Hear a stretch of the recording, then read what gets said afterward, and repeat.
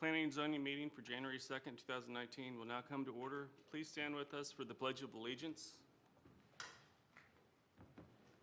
Pledge of allegiance to the flag of the United States of America and to the republic for which it stands, one nation, under God, indivisible, with liberty and justice for all. Okay, before we have, you said you want to do this before roll call? So we'll have Mrs. Hare, if you'll go down there and we'll swear you in.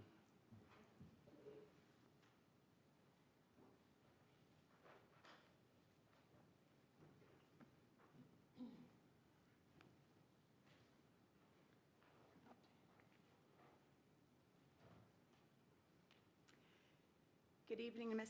Hare. You'll put your right hand on the, there you go, and repeat after me, if you could. I state your name. Patricia Hare.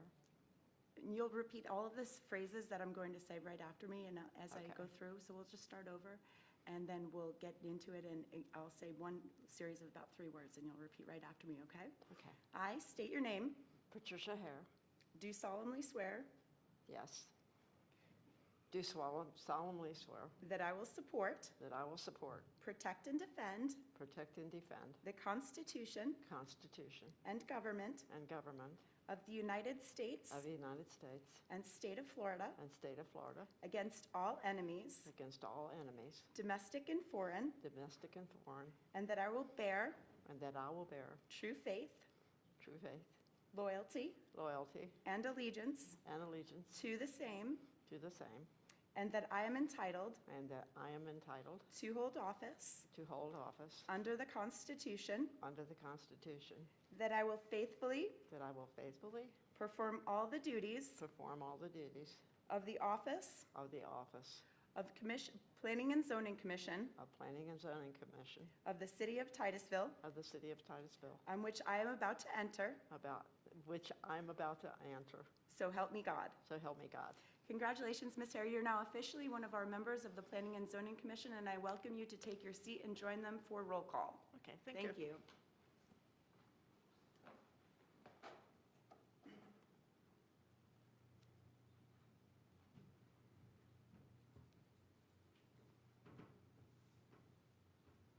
Okay, and if we can have roll call now.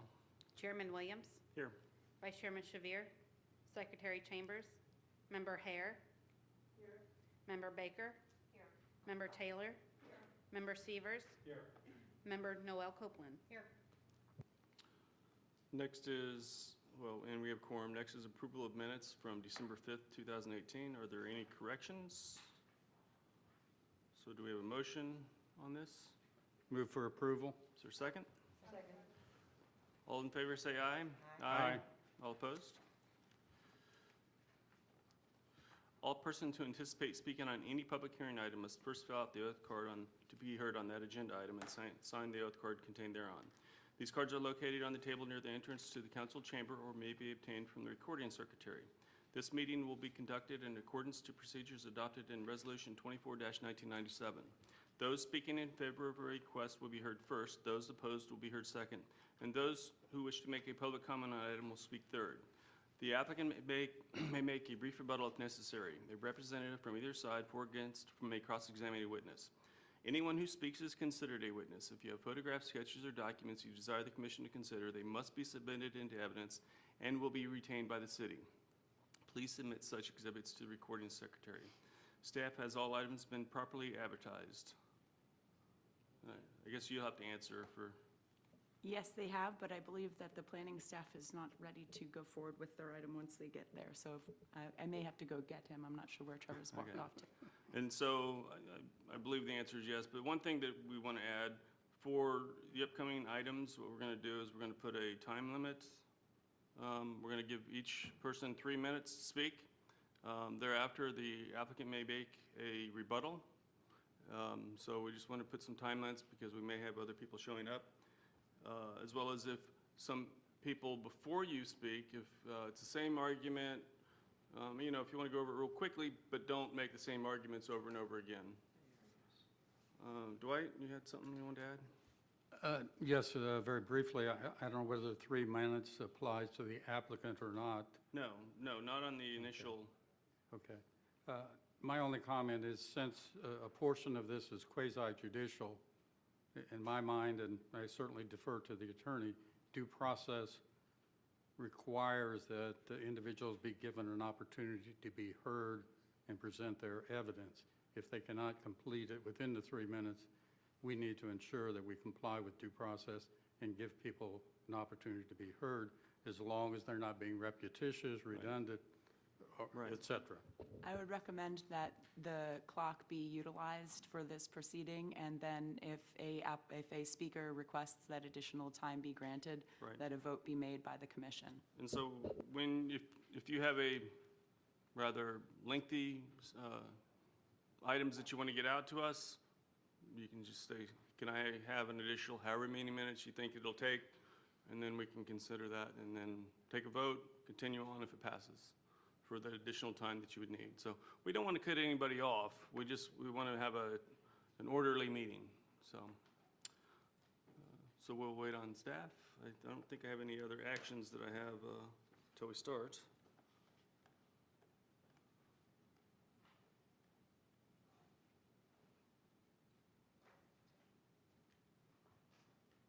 Okay, so we're good. So if you would start with new business, item A.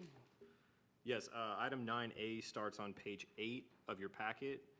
This is Comprehensive Plan Amendment number 2018-02. It's titled the Park Avenue Subdivision.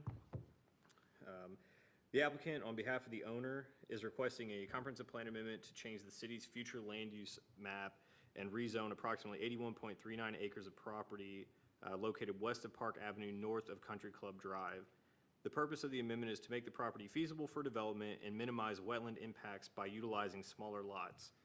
The request proposes to amend the existing conservation future land use designation to the low-density residential future land use designation and to rezone the property from single-family medium-density R1B and open space and recreation OR to a new planned development zoning with master plan for the purposes of constructing a new residential subdivision.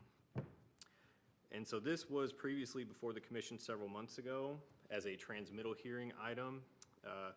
The transmittal to the Department of Economic Opportunity was approved, and now it has come back from DEO and is being heard at this time for as part of the adoption hearings. One of the things I wanted to bring to your attention is on page 10 of your packet near the bottom under public meeting with the neighbors. This is part of the staff report that's included with the agenda item. And so on July 24th, at the July 24th council meeting, this item was tabled to allow time for the applicant to meet with the residents in the area to address concerns expressed during the public hearing. Notices were mailed and the property was posted to notify the public of the meeting, which occurred on August 27th.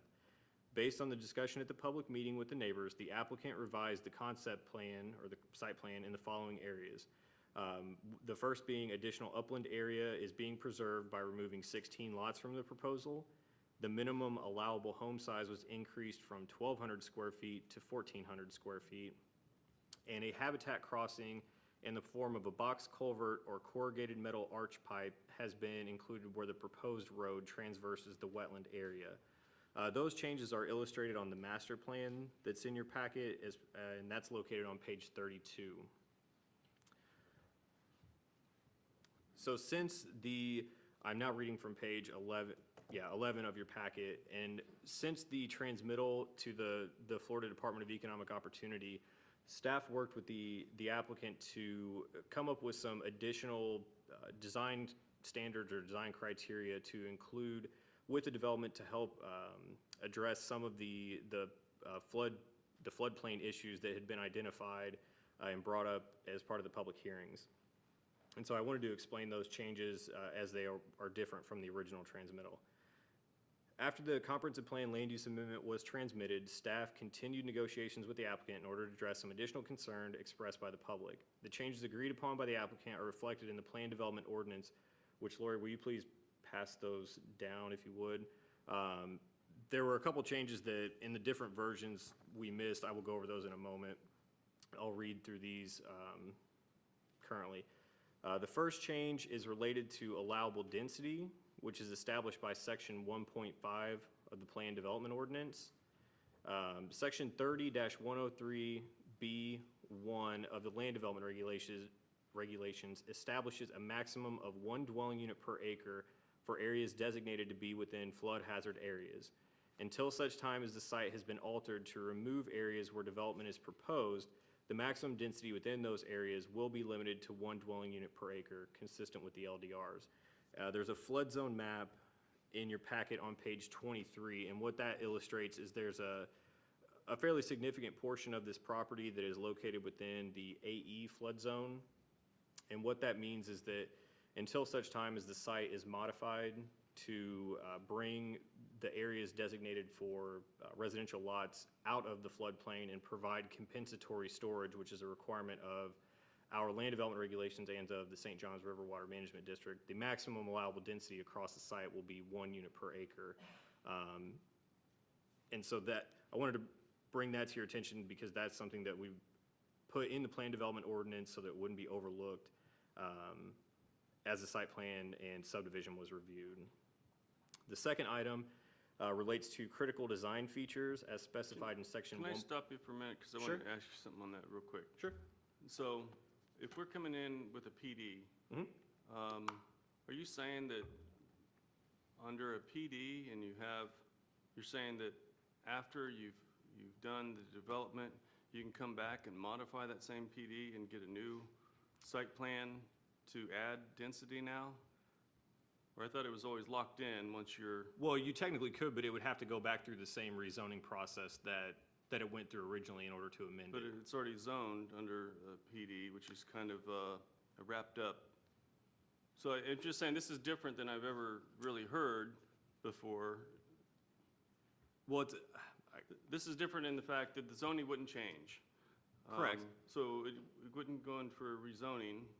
it would be processed as a rezoning, but yes, technically the PD designation on the zoning map would not change. However, the PD ordinance, which you have in front of you, and the master plan would likely change if that were the case. If they were requesting an amendment to, let's say, they wanted to add additional lots or something like that, that would have to come back and be part of an amendment to that plan development. And so you would see a revised master plan and a revised ordinance that corresponded with that, with the proposed change. Okay, so I'm sorry for interrupting you. No, I no, just you're wanted to fine. Catch it while course. it's there. Okay, so going back to page 11 of the staff report, the next change is under critical design features, which is in 1.6 of the PD ordinance. The changes to this section set minimum amounts of data and analysis that must be provided at the time of site plan review and sets the minimum standards for the finished floor elevation for each building and pervious pavement. The minimum data and analysis is related to the surrounding properties and specifies any fill within the flood hazard areas will not raise the base flood elevation on adjacent properties or downstream properties consistent with the LDRs. And what that means is anytime someone puts fill into a floodplain in order to raise the elevation of the property, they have to be able to store that same volume of water on the site so that properties downstream do not get flooded. So if you put in 1 cubic yard of fill, you have to be able to accommodate an additional 1 cubic yard of water on the site as part of the stormwater system so that you're not displacing that water onto other properties in the area. Section 1.6 of the Plan Development Ordinance also includes a requirement that the finished floor elevation of all buildings within this development are a minimum of 2 feet above the base flood elevation of the floodplain. This requirement is greater than that required by the land development regulations by 1 foot of elevation for the finished floor. So right now, anytime a home is built or any structure, it has to be at least 1 foot above the base flood elevation. In this case, we worked with the applicant and they agreed to go 2 feet because this area is low-lying and will require fill. But there again, any impacts to the floodplain on this site have to be compensated for on this site as well. The next section that was amended since transmittal was section 1.9, and that is in relation to addressing ingress and egress and the minimum elevation of the roadway. In regards to ingress and egress, the 1 point of access is acceptable to staff. However, if a traffic study warrants a secondary access point, the master plan may require amendment in order to accommodate the proposed development. So this will go back to your original question in that if they were required to put in a secondary access point, based on a traffic study, they would be required to come back before the Planning and Zoning Commission and City Council and illustrate what that amendment would look like, where the secondary access point would be and how it would be routed through the site and where it would connect. And so to address concerns of flooding issues on the roadway, the applicant agreed to the lowest point of the roadway cross-section to be a minimum of 1 foot above the base flood elevation. There again, that's to address some of the flooding concerns that were brought up at the public hearings during the transmittal portion of this. And the final change that occurred was in section 1.11 of the PD ordinance and is related to wetlands protection. An additional reference to wetlands protection regulations within the land development regulations was added to ensure that future development of the property adheres to both the St. Johns River Water Management District regulations and city regulations. So those are basically the changes that occurred. The reason we handed you out a paper version of this is that in going back and forth with the applicant, we mixed up a draft. The principal building setbacks were changed, which is on page 3 of 6 of the ordinance that I handed out. In the original draft, the setbacks were listed as, or the draft that was in your packet were listed as 25 feet for a front setback, 20 feet for a rear setback, 5 feet side setback, and let me find the rest of this.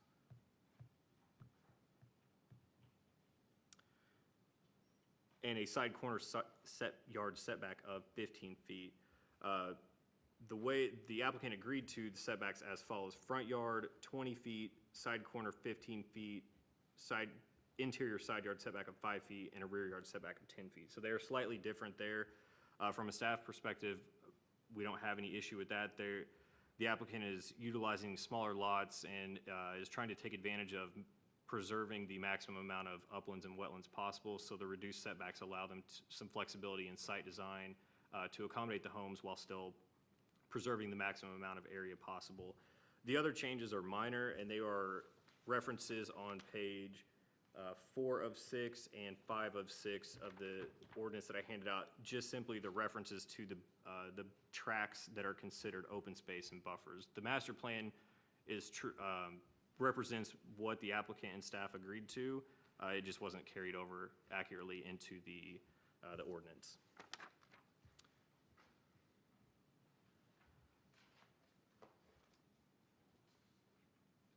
And so there's also an analysis in the staff report about the conservation subdivision design. And the purpose of the conservation subdivision design is a development option that's in the land development regulations, and it is to allow for flexibility in the design of subdivisions while allowing the maximum amount of environmentally sensitive areas to be protected. The minimum required open space is 50% of the property area.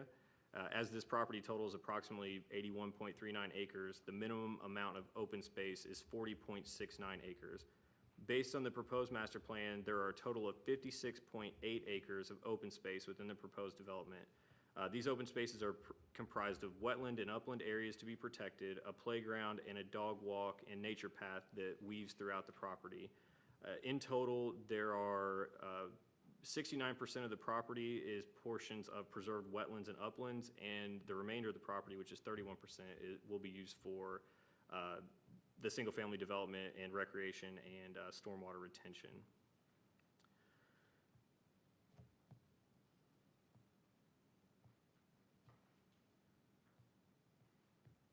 Going through the rest of this, I did just want to note that one correction that should be noted on page 17 of the packet. The recommendation reads, staff recommends transmittal of CPA number 2-2018. That should read, staff recommends approval of CPA number 2-2018. That was an error that was caught earlier today. The master plan, as I said before, is on page 32 of your packet.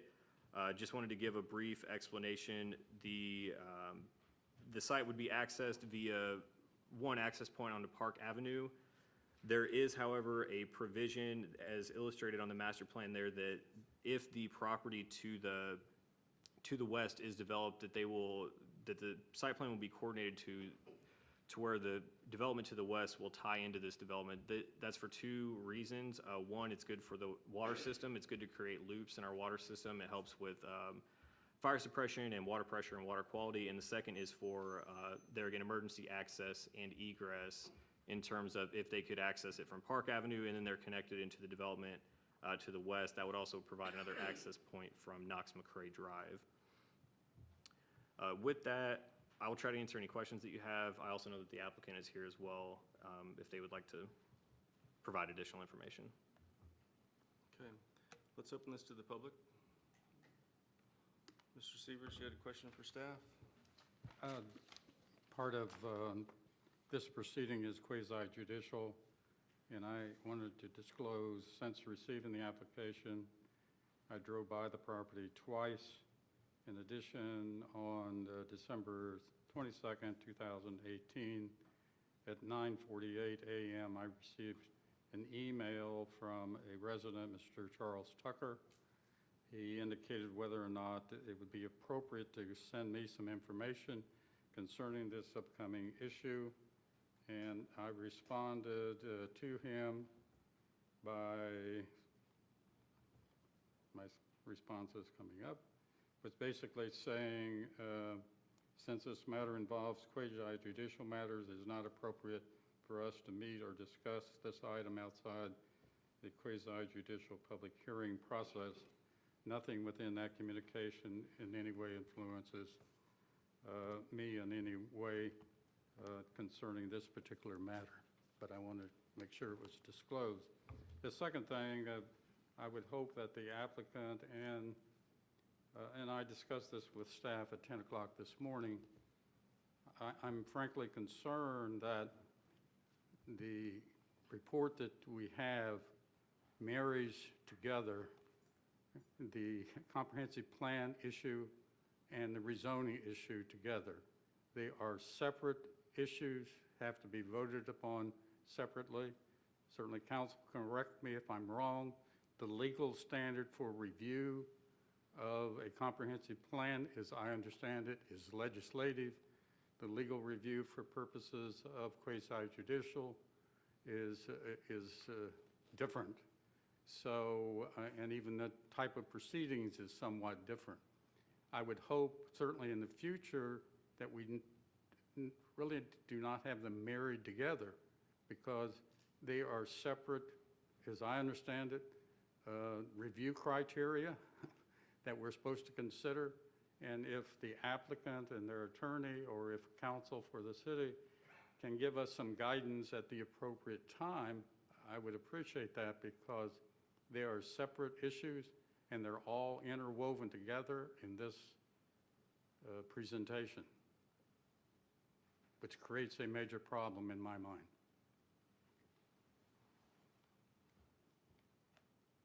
Which we've mentioned before, so.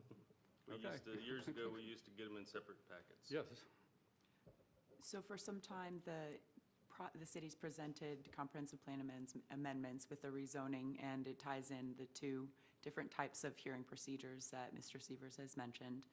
And we could talk for a long time about the differences between them, but just to get started, as a board, you'll have two different ways of making your determination of the item before you.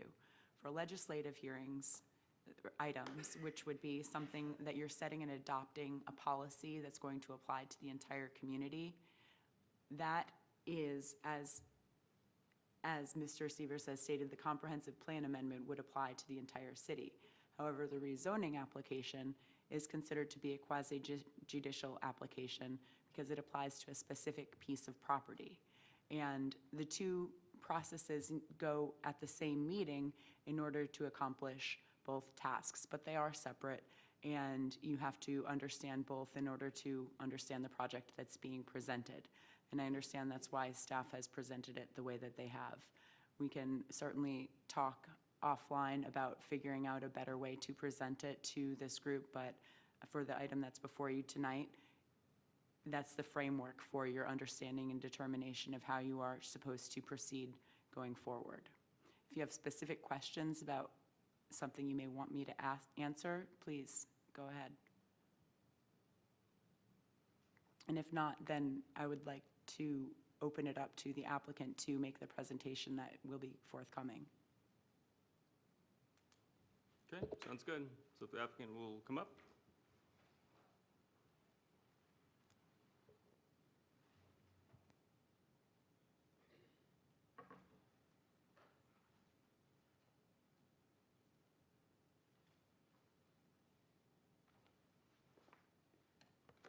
Don't move. Okay, this is awkward. Can I move this back at all? Yes. Okay, because I can't open my file, thank you.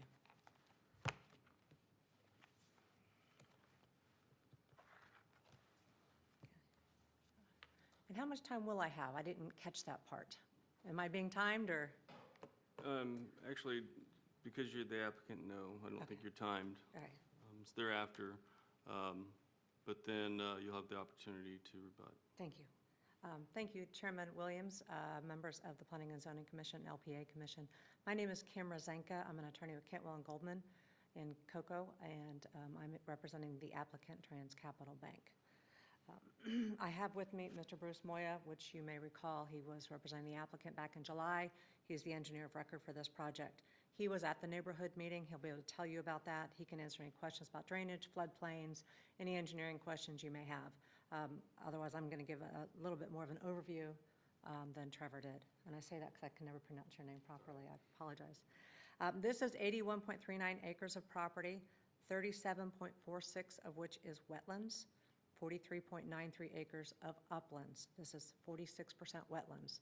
The whole purpose of this PD zoning is to allow flexibility and clustering, so the property is developable, we save wetlands, and we save uplands at the same time. That was a concern raised by Ms. Burson, that she wanted more uplands saved, and it makes sense because they all work together. So that was something that did happen, meeting with the neighbors. 25% additional uplands were preserved in this new plan. Trans Capital Bank obtained this property by certificate of title in March of 2012. There was some concern that the bank wasn't a resident and wouldn't take care of the property. They had loaned money on this property.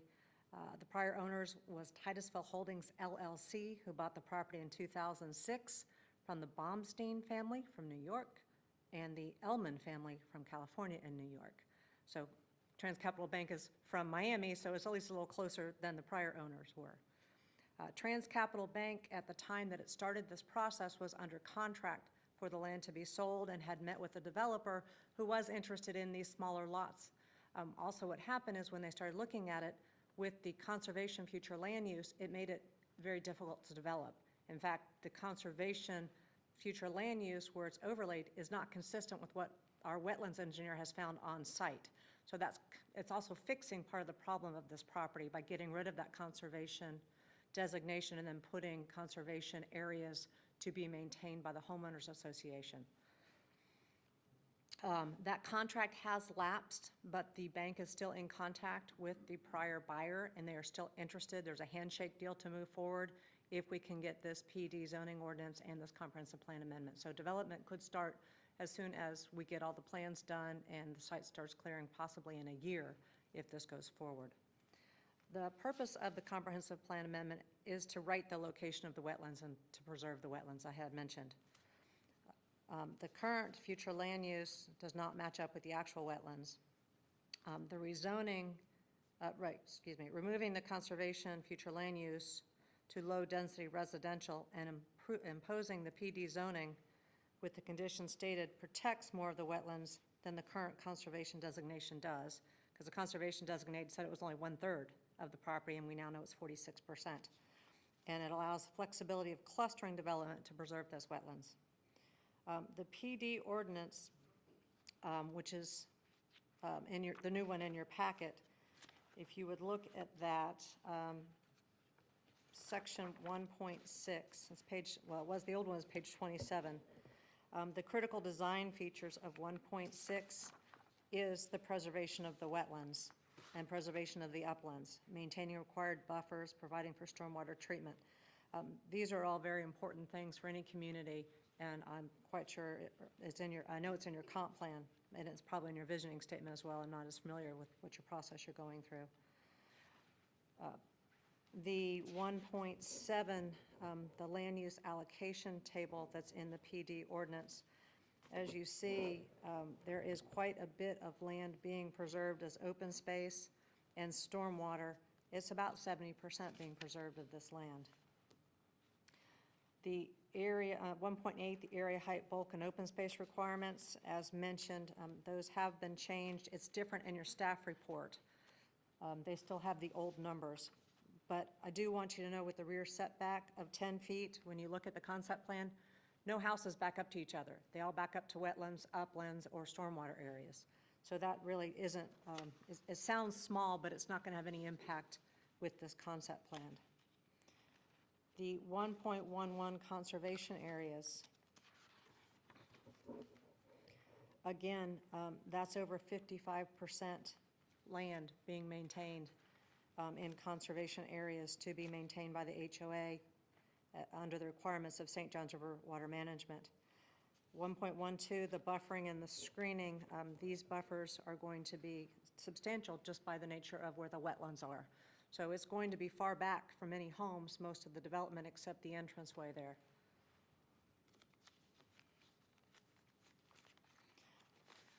Also, if you look, I'll show you, but there is about 100 feet from the southern property line as this was moved. And I'll show you the old plan in a minute. With the current plan,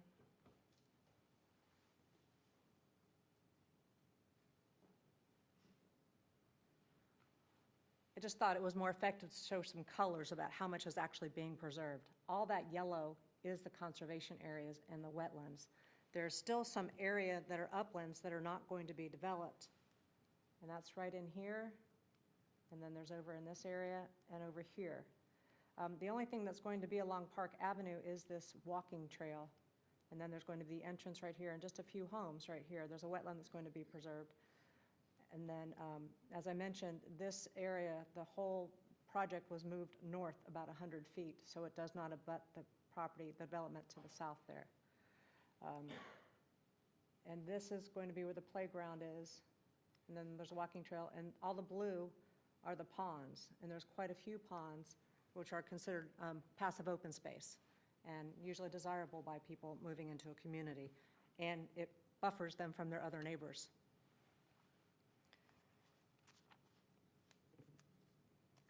The changes from your plan that you saw back in July, those of you who were here, I know there's several of you, they decreased the lots by 16. They upped the minimum size of the homes from 1,200 square feet to 1,400 square feet. There are actually 2 habitat crossings, not just one. That's these 2 little lines here area. And Mr. Moya can explain more to you how those habitat crossings work. I'm not all that familiar with it, but he had substantial conversations in order to develop that with the neighbors. As I mentioned, this preserves 25% more of the upland area than was previously preserved. And since that time, because the residents raised concern about property values, there was a report from a realtor provided to the city dated September of 2018. I don't know if you've been provided with it, but I will provide you with a copy in a minute. And that basically states that the prices of the homes to be sold in this neighborhood will be approximately $189,000 to $259,000, which is comparable to what surrounding has been sold this year, and that it will have a positive impact on values in the surrounding community. I do want to mention also that the possible developable units, if this were to be maintained as R1B, taking out the 1/3 of the conservation future land use designation, leaves about 53.7 acres of developable land. And if you multiply that by 5.8, you get 253 units, in theory. Now you take 1/3 out generally for roads and infrastructure.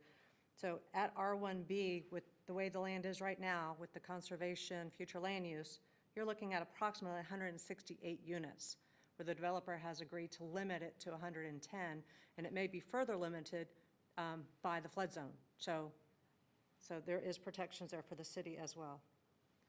I did not realize there were 6 members of Planning and Zoning, so I have 7 copies. I'm going to give the one that I've labeled clerk to staff so they can read it and then hopefully that will make it back into the hands of the clerk. I have to find what I did with it.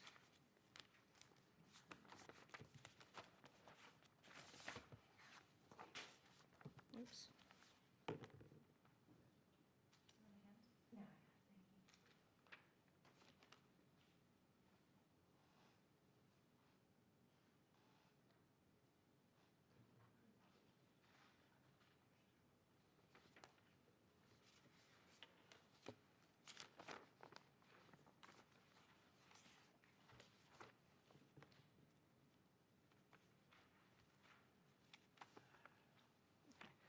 The first page of the handout is the old concept plan. And I just wanted to put that in here so you could see the difference when you looked, and you could compare the two either in your packet or with the board I've provided. Again, you see that there are less uplands being preserved to the north, there's very little to the south. And you can see where the whole development has been moved up about 100 feet to buffer the development to the south.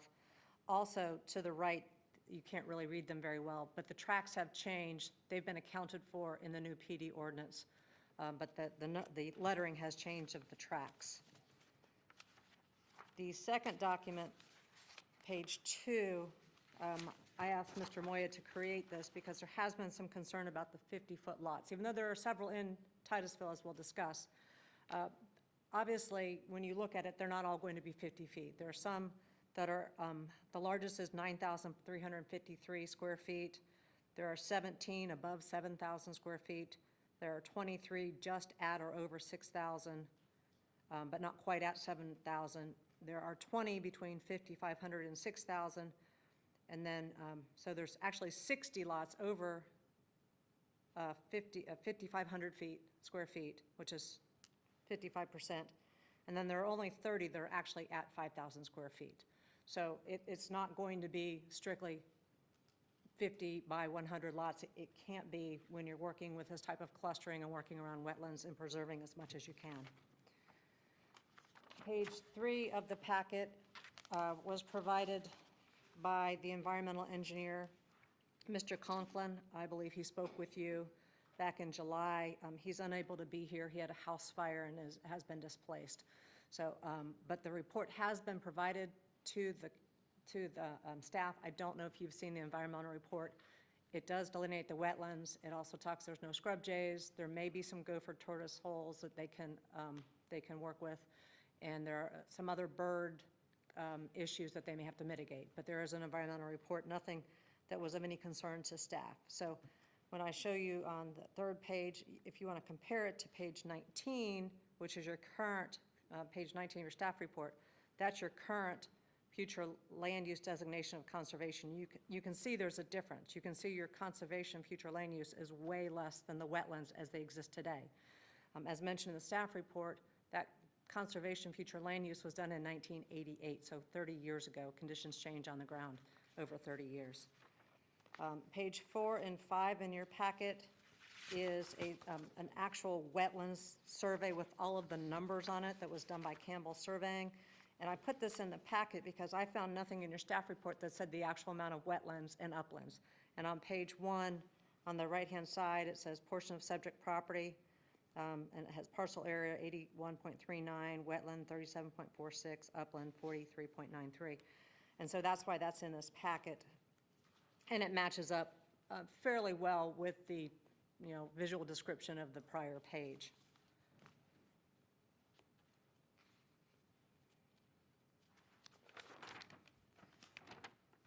And then starting at page 6 to the end is the realtor report. And this provides quite a bit of information dealing with what's in Titusville, because there's been concern that 50-foot lots won't sell, although that does seem to be a trend, and you'll see that in your packet. On page 1, the report dated September 14, 2018 by Richard Sarta, a licensed real estate broker, is a market overview.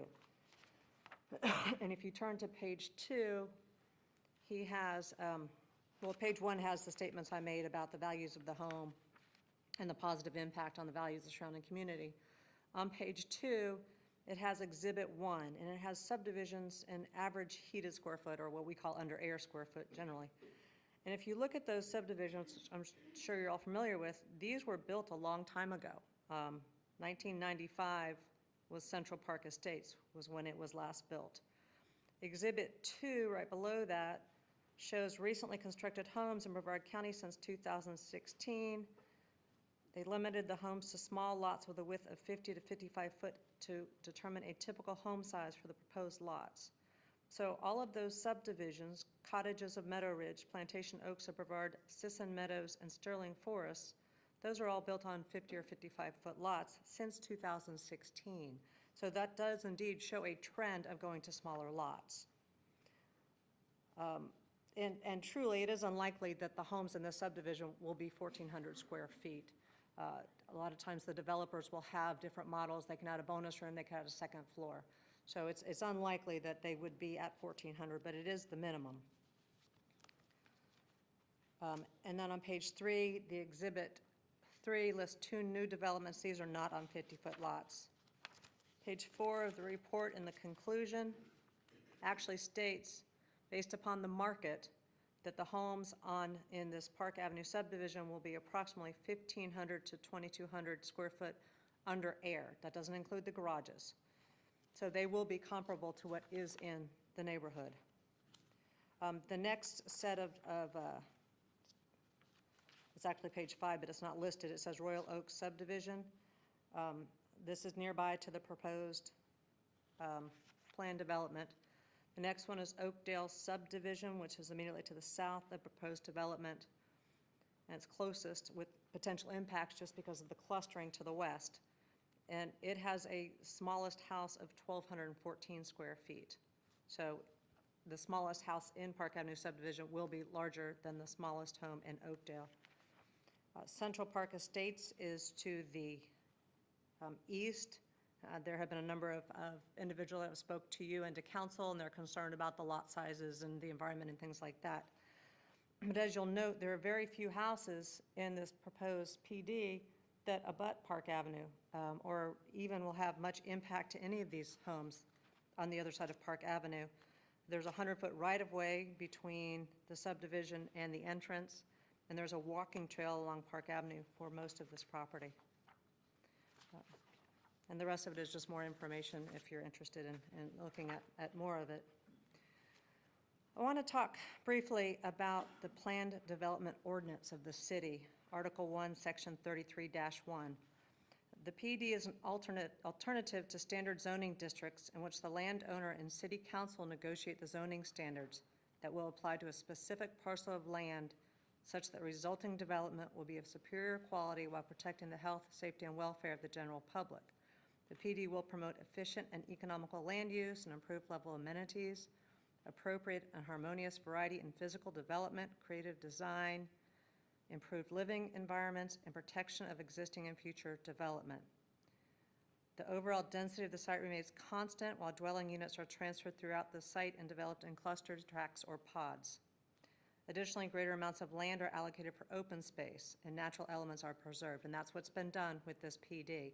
It is unusual, there's not a lot of them because they're very intensive. You have to develop it all at one time, you have to have it approved all at one time, and that will be done in the future.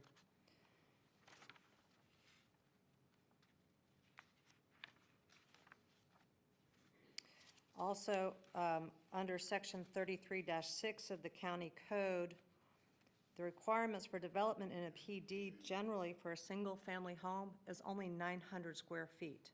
So that's what your ordinance requires. R1B requires 1,200.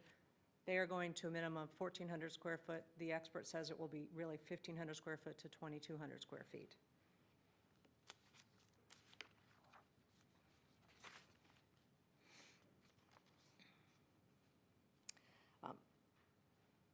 Obviously, if this PD zoning won't be possible unless the comprehensive plan is changed to remove the conservation future land use and replace it with low-density residential. So that is the first request. The future land use amendment is necessary to correct the outdated location of the conservation future land use designation, as mentioned. The staff has reviewed all of the elements for the PD,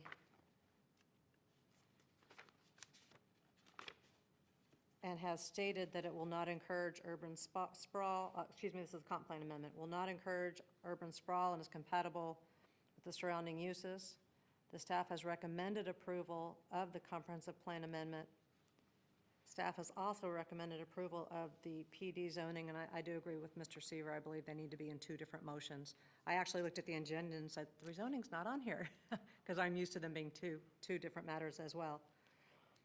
The staff recommended approval of the plan development in your staff report is consistent with the comprehensive plan, if it's amended, and the land development regulations. The public facilities are available, the streets are adequate, a traffic study will be required, so if for some reason there's not adequate room on Park Avenue, then they'll be required to put in a second entrance. In fact, there is, looking at the development to the south, there is an access point right about here that they could in fact go to the south development if necessary. It looks like it was planned that way, so that there are other options. And then they would have to come back to you and to City Council to amend their access.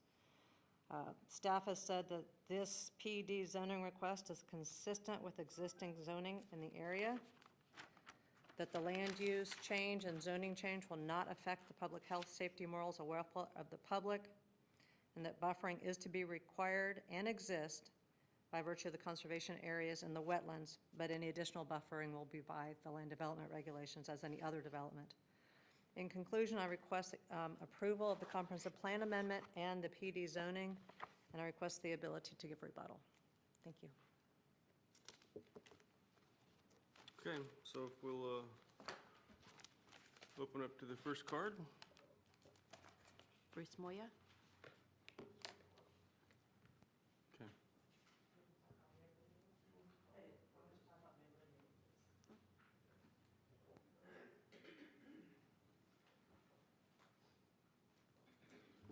Good evening, Bruce Moya, President of MBB Engineering in Melbourne.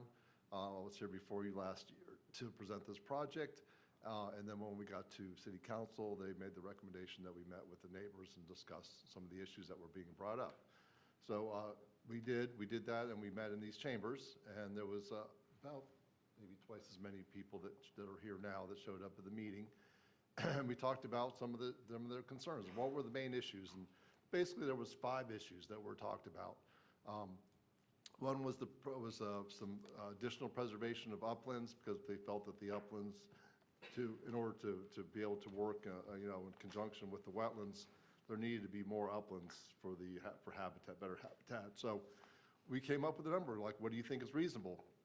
Because we told City Council, we said, we're willing to listen to any reasonable request. So we came up with the number 25% increase came up. We met that. In this new plan, we've actually provided over 25% of additional upland preservation from the old original plan. Another concern was lot size, and when we talked about lot size and upland preservation, we felt that upland preservation was more important, because if you increase the lot size, then you lose that ability to preserve open space. So the lot size didn't change. I didn't hear a lot of objection to that, because I think upland preservation was more important, in my opinion, from what I want to get out of the meeting. The other concern was house size. The existing zoning is 1,200 square feet. I think we were proposing 1,000 square feet. There was some talk about going up to 1,600 square feet. We compromised at 1,400. I think that's a pretty reasonable compromise on the house size compared to what's in the surrounding area. We also talked about impact on their value, of the neighboring property values, and that's why we prepared that report, and you have that in your file now. And then the last thing that we discussed was the habitat crossing, because we're proposing a road across a wetland. How's the wildlife going to get back and forth? So there was talk about 3 crossings, 2 in the wetlands and 1 in the uplands. We compromised with 2 in the wetlands, because we believe that upland type habitat will just cross the road like they do in other areas of the county where we have wetlands on both sides of the road. So we propose to have 2 of those wetland crossings for habitat, and That was basically the crux of the meeting. I think that we made a reasonable attempt to meet the request. And if you have any questions, I'll answer those as well. I wanted to ask you on, yeah, it looks like from my recollection, those were the main points that we got, that were the concerns of the people that did come to the meeting.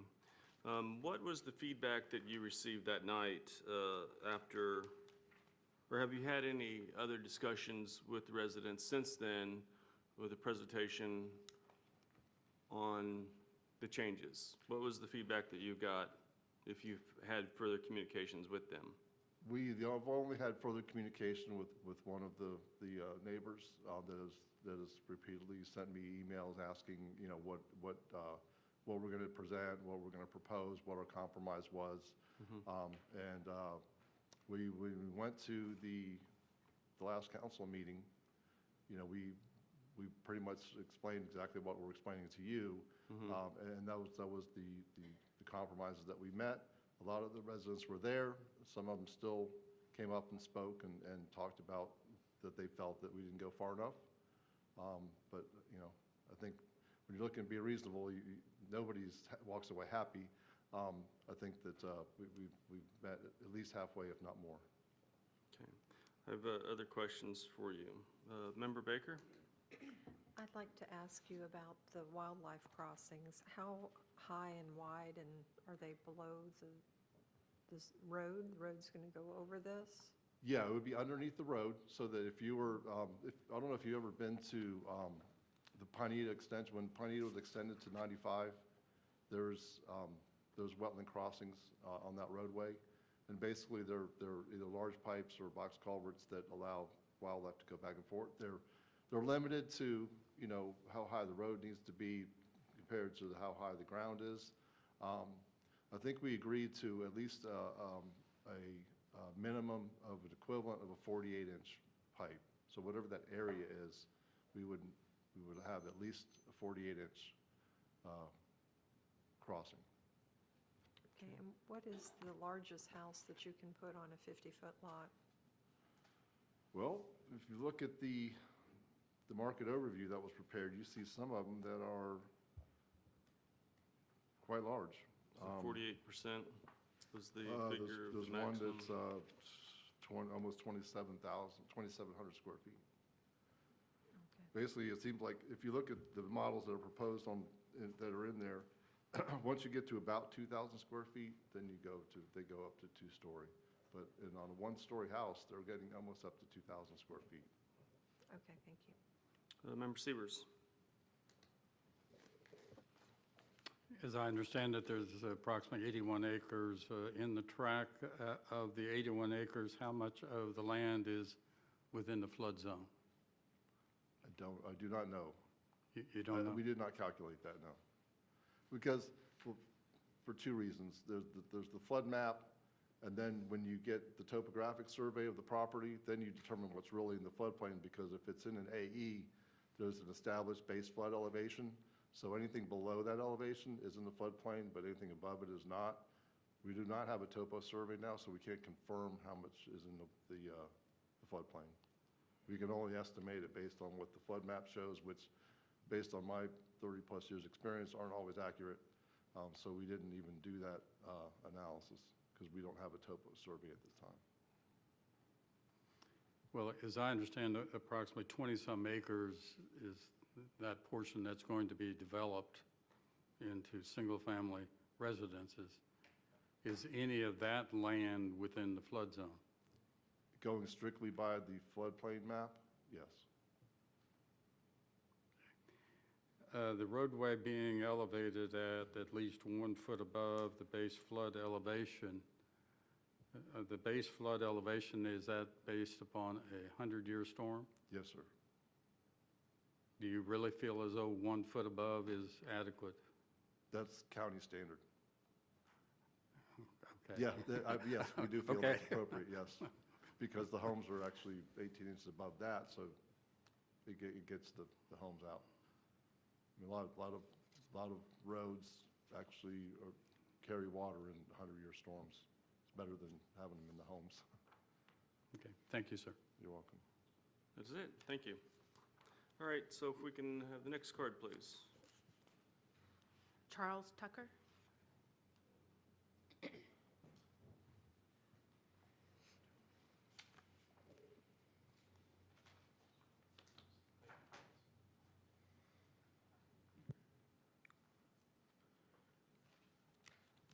I may need 1 or 2 more minutes, just. So when we get to there, we'll Okay, stop, we'll take a quick, just say I'd like request. okay, great, Just when we get to that point, we'll stop All right. request and we'll go from there. all right. I am Charles Tucker, I live in Central Park Estates, directly east of this proposed development. This change, I do believe, is out of character for the area. Everything around it is R1B. The 50-foot lots, 5,000 square foot, are 2/3 the size of everything around it. R1B, 75 by 100, again, inconsistent with the area. The proposal allows minimum floor square foot of 1,400 square foot. Our average size home in Central Park Estates, even if you look at their information that they just presented you, is over 2,200 square foot. That's about 64% of the average size of our homes. So again, inconsistent. We've heard over and over about small homes are what the buyers want. So I did a little research, and according to the 2018 National Association Realtor Generational Trend Report, 1,870 square foot is the average. And then based on the National Association of Home Builders, the median lot size in 2017 was 8,560 square foot. Then they've talked about the selling price of the homes being $189,000 to $259,000. We have one home listed in our subdivision right now that's just over the average size of the homes in our subdivision, and that's 311. So it's sold. Okay. So there you go, 189 versus 330. The average square foot calculation that they used in their calculation of nearby subdivisions is wrong. Their expert made a little miscalculation. They say it's 1,733 square foot. It's actually 1,854 square foot. I pointed this out at the last council meeting, but I guess they didn't feel they need to correct that. The closest new development, Park Preserve, right down on the corner of Park Avenue down there, has a minimum lot size of 6,500 square foot. And there's not a single home even built in there yet. So I don't know how the demand really is, but then I have concerns about the one access point, obviously.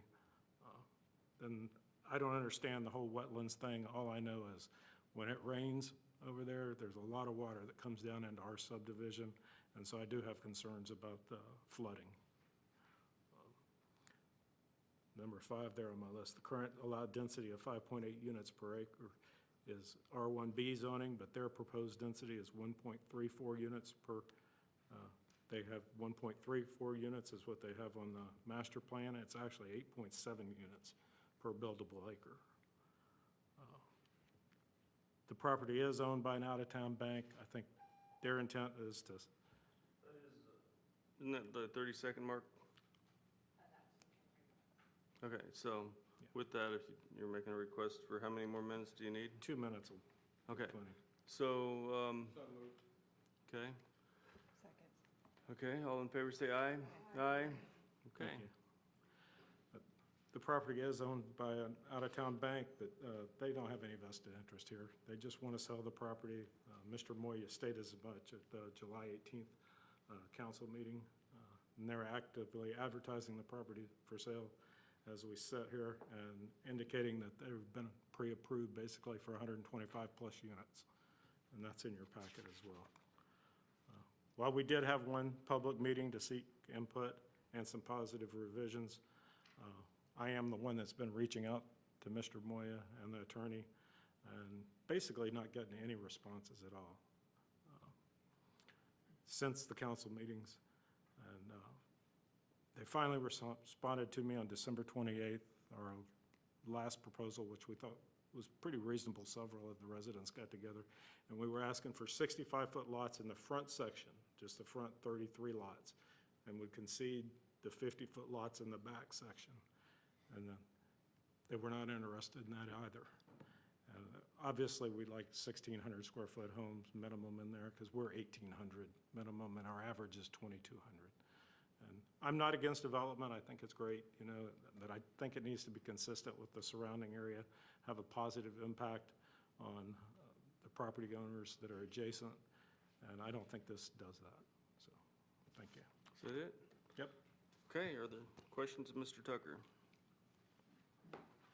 I do, I have some questions, Mr. Tucker. So, so you're saying that they have a sign up there for how many lots? 125 lots? They're advertising it on the bank is advertising it on their website as 125 lots. And is that for R1B? Yes, it says it's Okay. zone R1B, and the And they- city's indicated approval for 125 plus And they units. currently have R1B approval, Right, though? right. Okay, so I guess what I'm trying to, I remember, well, that was one of the main points that was in the original meeting, was that I think it was rejected because we wanted some similarities between the neighbors. We agreed that there need to be some similarities between your neighborhood and this neighborhood. So I guess where I'm going with this is that if they were to go to R1B and the minimums were to hit, and that they do put, was it 125 in?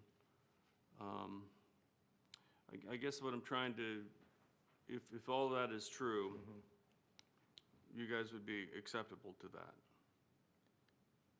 I don't think that they can do that for some reason. I don't think it's, Well, what I'm getting at is that currently, if they were to take this site and they were to develop it as an R1B, and maybe, you know, they couldn't get, you know, 120-something lots, but they could max out at R1B, which is at 5 units an acre? 5.8. Okay.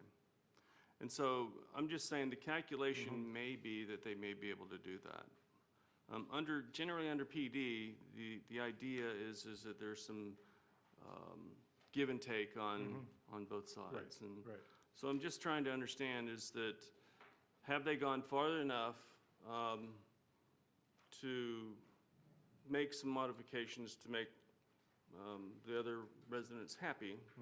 Or right now, you're telling me no, but then if I look at the current zoning, what would be the impact? And I'm just trying to do the, is it enough? Have they gone far enough from the last meeting?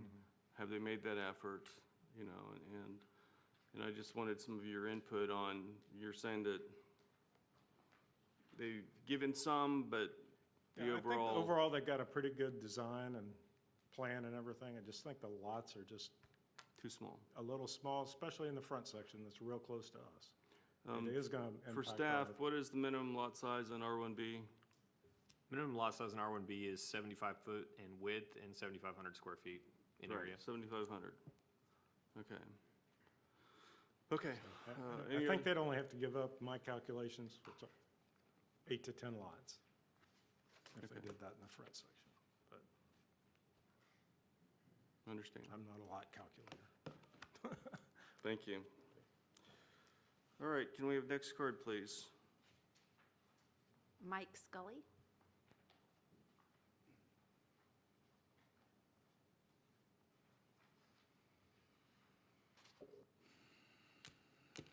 Good evening, Mr. Chairman, members of the Planning and Zoning Commission. My name is Mike Scully, and I'm an adjacent property owner to the proposed comprehensive plan amendment and potential rezoning of this piece of property. I know that Mr. Tucker addressed a lot of the concerns from the neighbors, and he addressed those very accurately. And the concerns from the beginning have been, one, consistency with zoning. If you look at the staff package, it specifically addresses each of the directions of that particular subdivision, north, south, east, and west. Everything on all four sides of the proposed rezoning are all zoned R1B. Everything is zoned R1B. So consistency, the consistent zoning, the current zoning on that piece of property is R1B with a conservation overlay. Now, what we heard here today, quite frankly, I'm a little bit confused by, and I'm hoping that somebody can guide me, whether it's staff or whether it's the applicant, whether it's the commission, as to whether or not the package that Ms. Rozanka prepared for the commission, is that reflected in the current staff package that we had access to online? Is that the same information online? Is that what was presented to this commission today? Is that the same information? Do we know? Because I was very confused by some of the things that were being said that, quite frankly, I did not see in the staff package. The staff report was based on the comprehensive plan and the review criteria and the land development regulations. We don't do market research as part of our review. That's not something that we look at. We look at is the use that's proposed similar in nature and intensity to the use that's proposed on the subject property, and how it would impact the surrounding properties. But in terms of home sizes, market rates of sales, we don't take that sort of information into account from a land use and zoning perspective. Right, and I can add that in the original meeting, that was one of the issues, was that they were afraid that it would hurt the values of the neighborhood. And so they're bringing in additional information, just showing. I understand. Okay, just want to make sure that the information that we found online was exactly the information that's being referenced tonight, so that there's consistency in information, so that everybody has the same Can I information. clarify that? Okay, so with that, I'm not sure you got a direct answer to your question. As I understood it, staff certainly can correct me, and the attorney can correct me, some minor changes were made to Exhibit A that was in the packet that is online and what we had received. So the answer is no, it's not exactly the same. They enumerated those changes in the beginning, but the direct answer is no, it's not exactly the same. For example, one of them dealt with the setback, rear yard setback. It's now 10 feet, whereas in the report it was what? 20. 20. That's an example. correct. Okay. I just want to make sure we're not confusing anyone. Right, and that's what I really wanted to make sure I understood, whether or not the package that was available, the information that was advertised, is in fact what this commission is going to be voting on tonight. Potentially, one is a land use amendment, and the secondary issue being the rezoning of the property. So if I could get back to just where I was going with this was, R1B is consistent, and I think that everyone recognizes that from a consistency perspective, R1B is probably the appropriate land use designation. What we heard here tonight, and there were two things that I heard that kind of caught my ear, and one was that the PD overlay that's being proposed by changing the comprehensive plan and creating this PD overlay, we're going to correct the conservation land use that is being inferred that is probably inaccurate. Could I have 2 more minutes? All right, so is there a motion to give them just second? Second. All in favor, say aye. Aye. Okay. Okay, so I'm confused as to whether or not, just exactly what that means. What that says to me is we're abandoning the conservation use on that particular property, and we're going to fix that by creating this PD overlay. I'm not an expert in this, but those are the words that I heard. As part of this process, I actually went out and began looking at what is actually being built in Titusville, because one of the things that we heard referenced at the beginning was a listing of subdivisions in Titusville that had been constructed since 2015.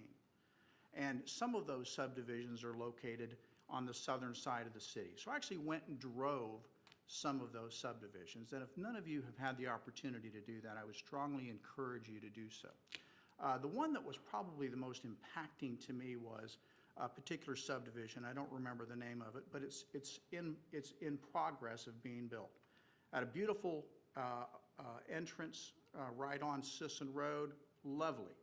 And when I turned in, it's a meandering road lots of growth along this meandering road. And when you get to the end of the road, it is clear cut from the end of the road all the way to the railroad tracks. I mean, there is not a single tree left on this piece of property. And they're building homes that are 50-foot lot line homes. I'm going to be honest with you. As I drove around this subdivision that is currently in construction in our city, I said to myself, wow, is this the future of Titusville? Is this really the future of Titusville? If this is the future of Titusville, quite frankly, folks, we're in trouble. Because I don't think this is what is going to attract families. What we really need are young families to be attracted to our community. That may attract entry-level buyers.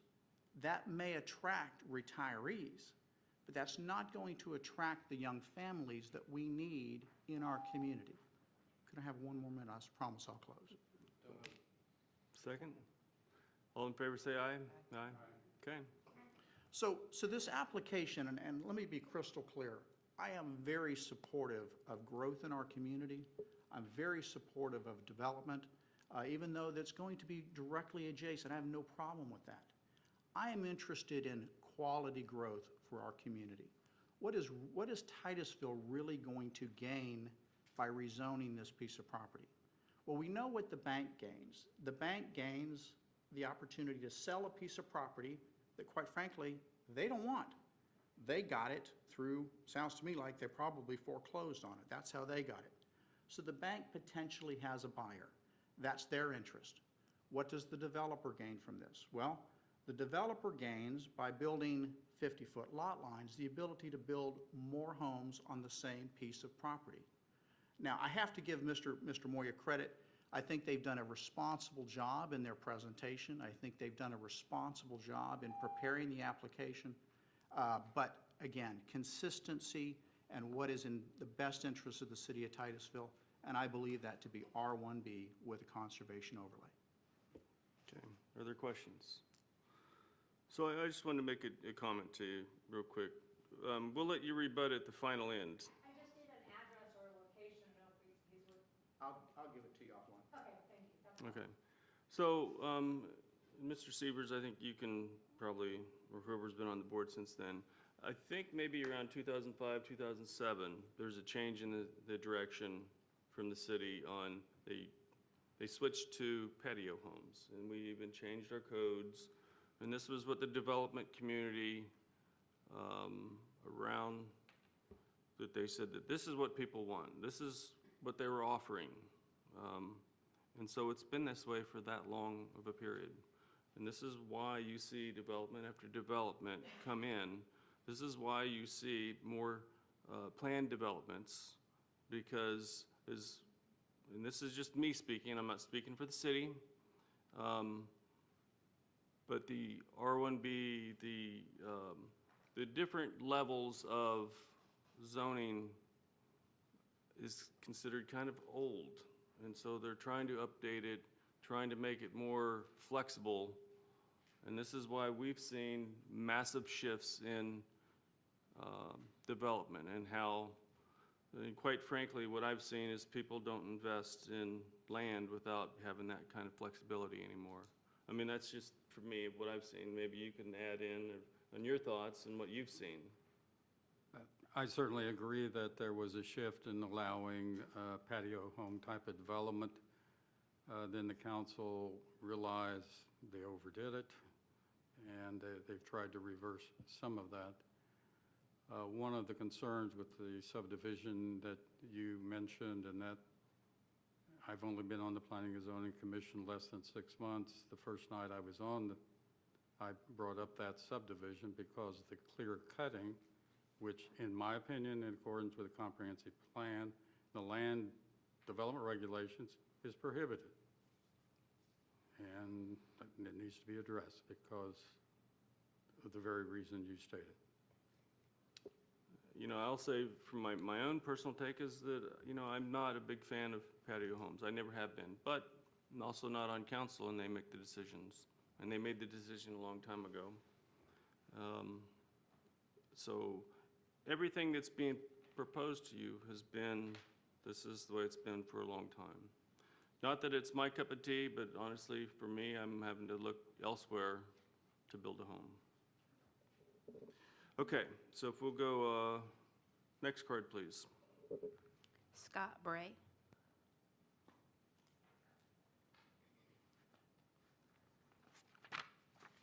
Good evening. My name is Scott Bray. I live Central Park Estates, right across the street, Central Park. I can see the entrance, the proposed entrance. I'm an environmental engineer. I worked for St. John's River Water Management District and ERP permit review. I've seen a lot of permit applications. I've issued a lot of permits. I've taken some to the board for denial and so forth. The idea is good. It could be better. It could be done in phases. 100-year floodplain, Zone X, the whole thing's in it. When you guys are trying to do a change with this, I think it would be good to see the numbers, like someone had asked, where are the numbers? I'm hearing numbers shot out, oh, we're only at 36%, oh, we're only at this.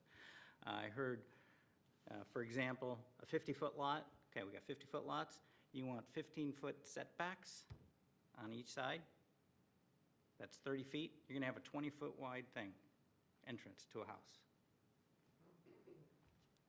That's just one thing that just perked up. I kind of get back with the previous person that asked, the numbers, I'm hearing numbers and I don't know where they are. I don't see it correlating and I'm having confusion on some of these numbers, okay? 100-year floodplain issues. I see it, seen it a lot. I can't, I'm not on the City of Titusville. I've looked, I did work for the City of Titusville as a utility engineer part-time years ago. Anyway, my concerns are in the wetlands and the 100-year floodplain, as well as the buffer. We could do some changes to this site. You could do it as a two-phase system. If he wants to do phase one in the front, eliminate the bridge, or put a bridge, okay? 2 48-inch culverts over 700 feet, animals, critters. How high is it gonna be when it's wet? When it's wet, how are the critters gonna get across? If it's a 48-inch wide, how high is it gonna be? And I think someone asked that question. But how high is it gonna be? Is it gonna be wet all the time? Is it gonna be dry all the time? Because it's in the water. It's in the wetlands. Upland buffer, they have the nice sidewalk. They're not sidewalk, these nice little walkways. You're trying to save the upland buffers for the critters, to have them be able to cross and do things. Eliminate that. Eliminate the little walkways, because all that's gonna do is that's gonna eliminate the critters from using it, the upland buffers, which they need. Was there? Thank you. Are you good? I'm good, there's others, but Okay, well, we used to have a 30-second warning for them, and yeah, is there a I saw possible? it's at 9 seconds. Well, we're about done. I don't think we have too many more cards, but is there a 30-second warning on that? Okay. Yeah, It's a new one, so. Do you have a question for him? Okay, we have questions for you. If you could just help me understand, what's the advantage of the phased approach that you were talking about? Okay, phased. If the end result is Yeah, I the know. same, I was what's trying to, I was like, Okay. oh, gosh. Phase one would be off the main Park Avenue, okay? Eliminate, and I know this is contingent upon future development of the phase to the west, to those parcels to the west. He has his additional opening there. When that comes in for development, start their phase two. And that way it eliminates the 5 acres of wetlands of impacts on this. And then he wouldn't have to be So- an individual. I'm sorry, so you're saying when they want to do the second phase, they put in a separate entrance? A separate entrance. So the two phases are not connected? Phase one and then phase two, and they'd be locked, yeah. I mean, that's one your way- suggestion, is That's the two just a- phases that's wouldn't be just an connected? ideal suggestion of eliminating any wetland impacts, also 100-year floodplain issues. Are there with any removal other of that. advantages of this phased approach? The only thing to be saving is the wetlands Mitigation costs. mitigation, 5 acres of wetlands. It's not cheap. That's not cheap. Any other questions? Bridge. That's about all, thank you. I mean, I wish I could go more, but that's it. Thank you. Okay. Next card, please. Charles Long. Mr. Long? Hi, my name is Charlie Long. I live at 525 Indian River Avenue, about 100 yards that way.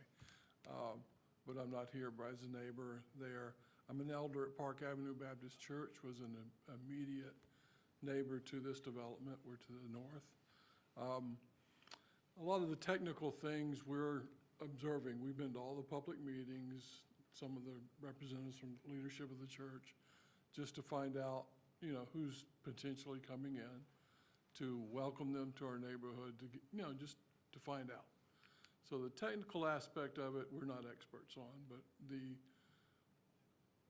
I don't think I've spoken before, but I feel that with the representatives of the sellers, we reached out to the bank. We sent a certified letter to them, simply extending our hand out to meet, to talk, to, have a meeting.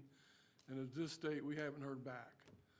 So the leadership of the church is, and we have several hundred members of our church, by the way. And so we were waiting, we were hoping we could get at least a communication back saying, well, we hope to be able to be your neighbors. We would like to set up a meeting with our local representatives and just talk. And as of this date, we have not. And it's been probably 3 months that we reached out. So I'm just voicing that, not as a technician that has one feeling one way or the other on the size of the lots and all that, but as a neighbor that we're going to be there. We've been there 50 years. We're celebrating our 50th year this year. And we will be there, and we certainly would like to have some communication with the sellers that own the property that want to develop it. Now, whether it's through their attorney, their local attorney, we feel a little bit snubbed. We had hoped that we would at least say, hi, how are you? So I just wanted to voice that, so give y'all something to, it means anything or not, I don't know, but we do have over 1,000 members of our church, so. Okay, thank you. Okay, was that the last card? Yes, sir. Okay. With that, if you'd like to come up for rebuttal.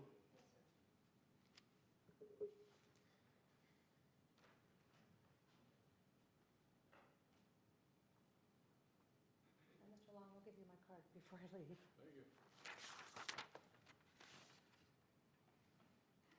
Again, Kim Rosanka, on behalf of Trans Capital Bank. I'd like to address some of the comments, obviously, by the residents. Mr. Tucker has stated that R1B is what is character of the neighborhood. However, your staff has stated that the zoning in the area is primarily R1B, which allows single-family homes. The proposed development is a single-family subdivision, which is similar to existing uses in the area. So your staff does not believe it's inconsistent or incompatible. Regarding his information provided to you, which I had from, he submitted to City Council, he's using national numbers. You have before you a report of what is in your town. And so we believe that is more substantial than, for all we know, they're talking about Montana or Seattle. We don't know where the national numbers are coming from.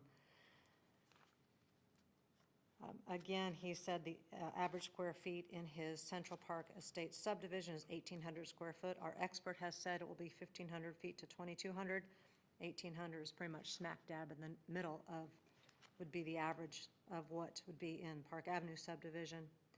He states 8.7 units per acre on buildable acres. As you know, that's not how you calculate units per acre. You look at the total acreage of the development, which is 81.39 acres. Regarding no response from Mr. Moyer or from me, I came in late to this project, and I finally was able to get through all this material, this is not an easy application by any means. It was complicated. And so, especially when you have other code sections that come in as well. So I did tell Mr. Tucker that my client was not willing to compromise any further. And regarding the 65, just 65 feet on the front lots, 12 of those lots are 6,000 square feet or more. There are some 7,000, some 8,000, some 6,800. So there are quite a few lots in the front section, which is 29 lots that are over 6,000 square feet.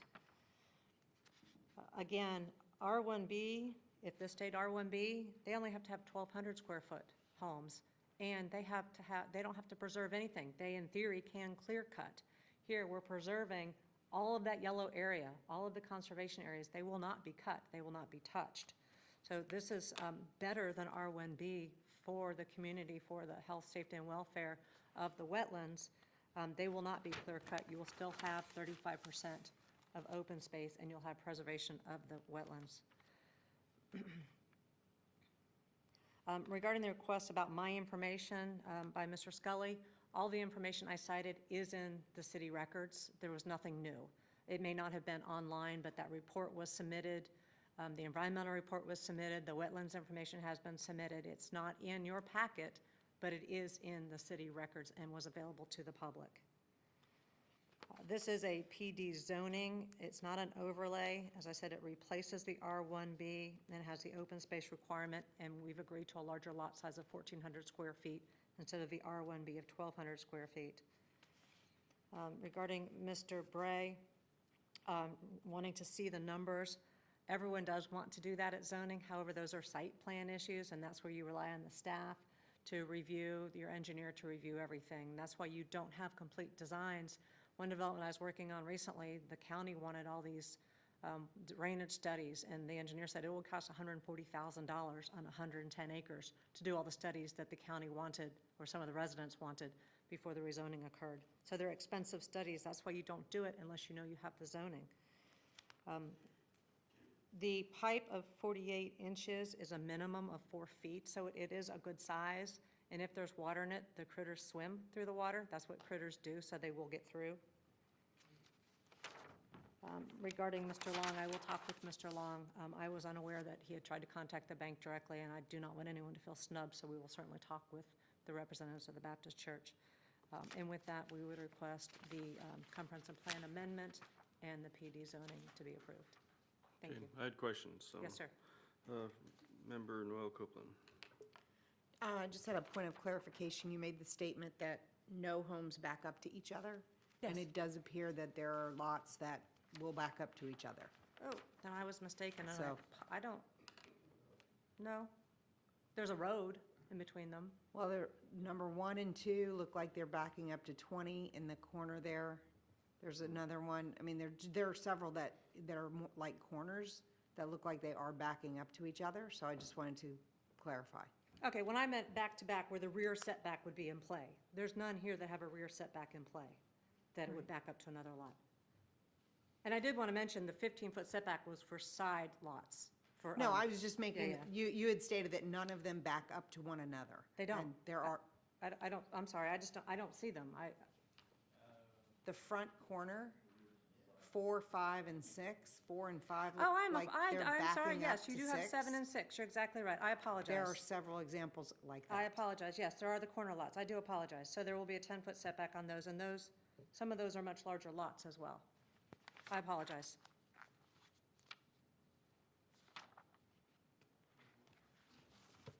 Member Severs.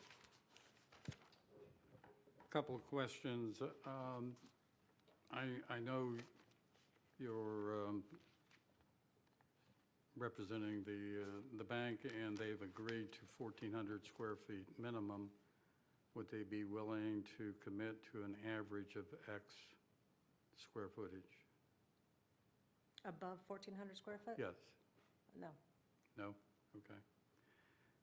Just clarification, as I understand, based upon the maps and the studies, 46 acres is within jurisdictional wetlands, so that would leave approximately 35 acres that's outside jurisdictional wetlands. Is that correct? I have 37.46 as wetlands and 43.93 as uplands. Do I have that backwards? Okay. It's on this report, and The engineer indicated 46, so that's what I wrote down. Yeah, I I'm have. confused. The wetlands on the Campbell surveying I provided to you, the wetlands are 37.46 acres, and the uplands are 43.93. That's why, because there wasn't anything in your records that showed what those actually were, that was in your packet. Well, this is based upon the original maps, or is this based upon the jurisdictional wetlands determination as made by St. John's Water Management District? This is based on the Campbell surveying topographical study, which I, Has this been approved by St. John's? Has a jurisdictional wetlands determination been made? And what does it reveal?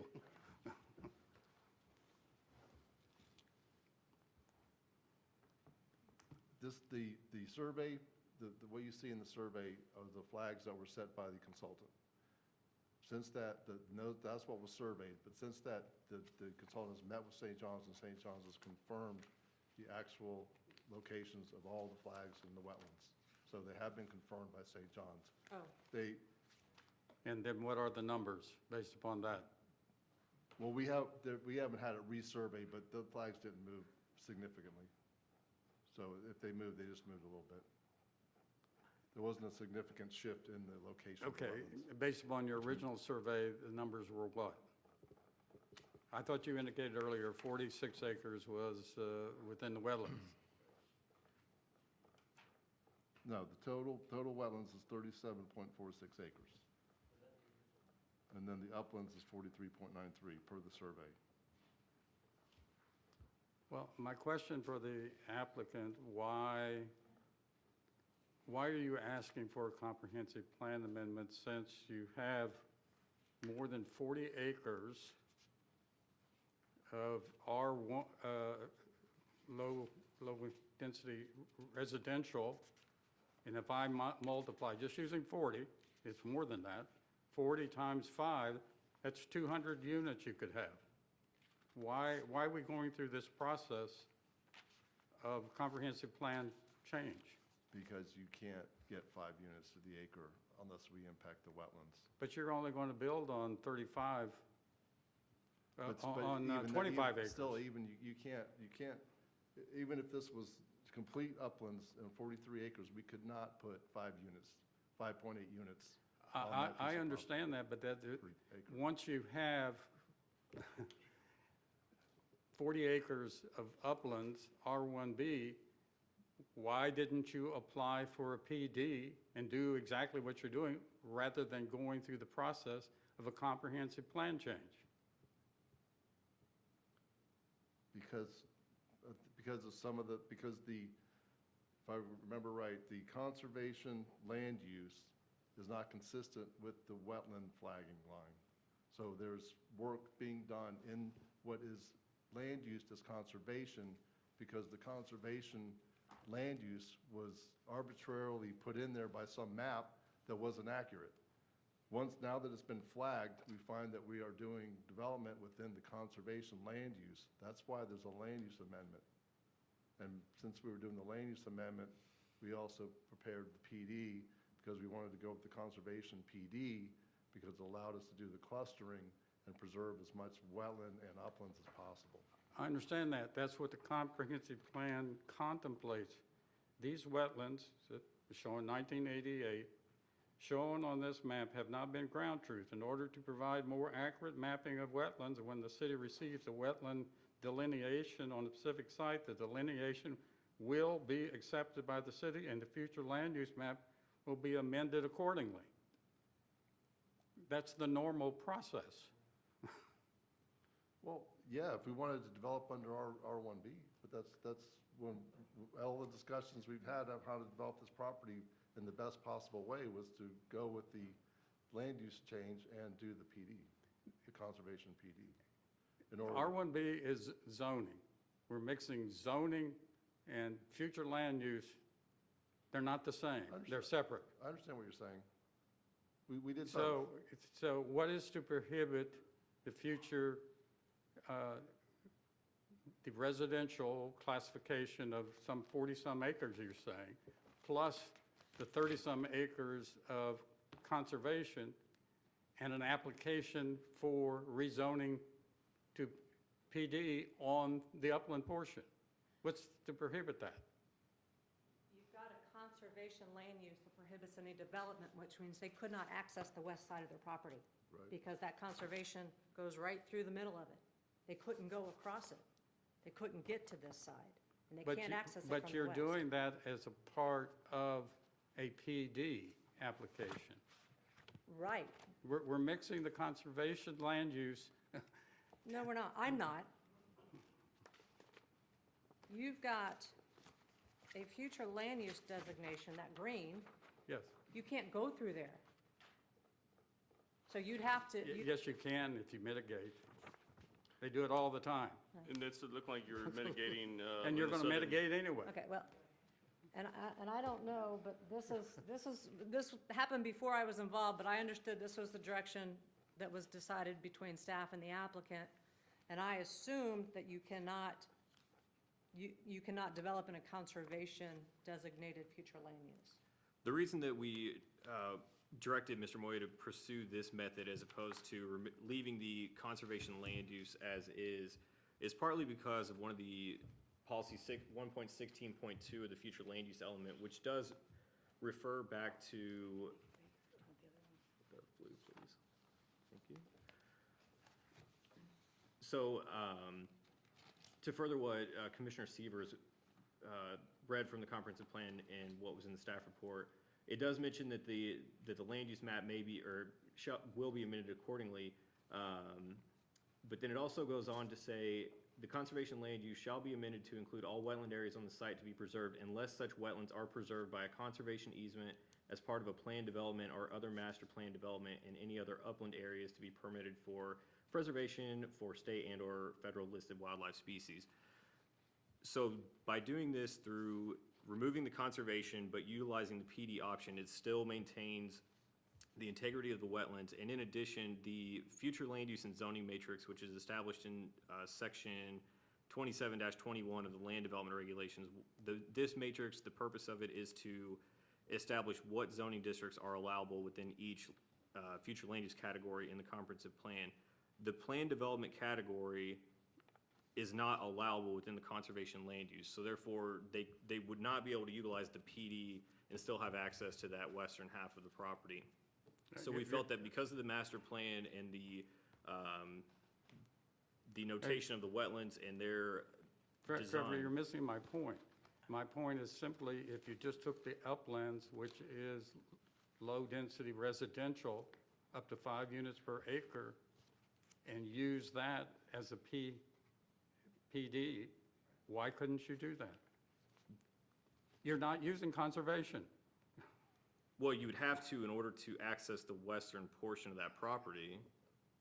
So they could have applied potentially for a PD on the eastern half where the low-density residential is, but had they come in and requested a PD for the western half where the R1B and low-density residential land use is, we wouldn't have been able to approve any development over there because they wouldn't have had any legal access to it through the conservation land use.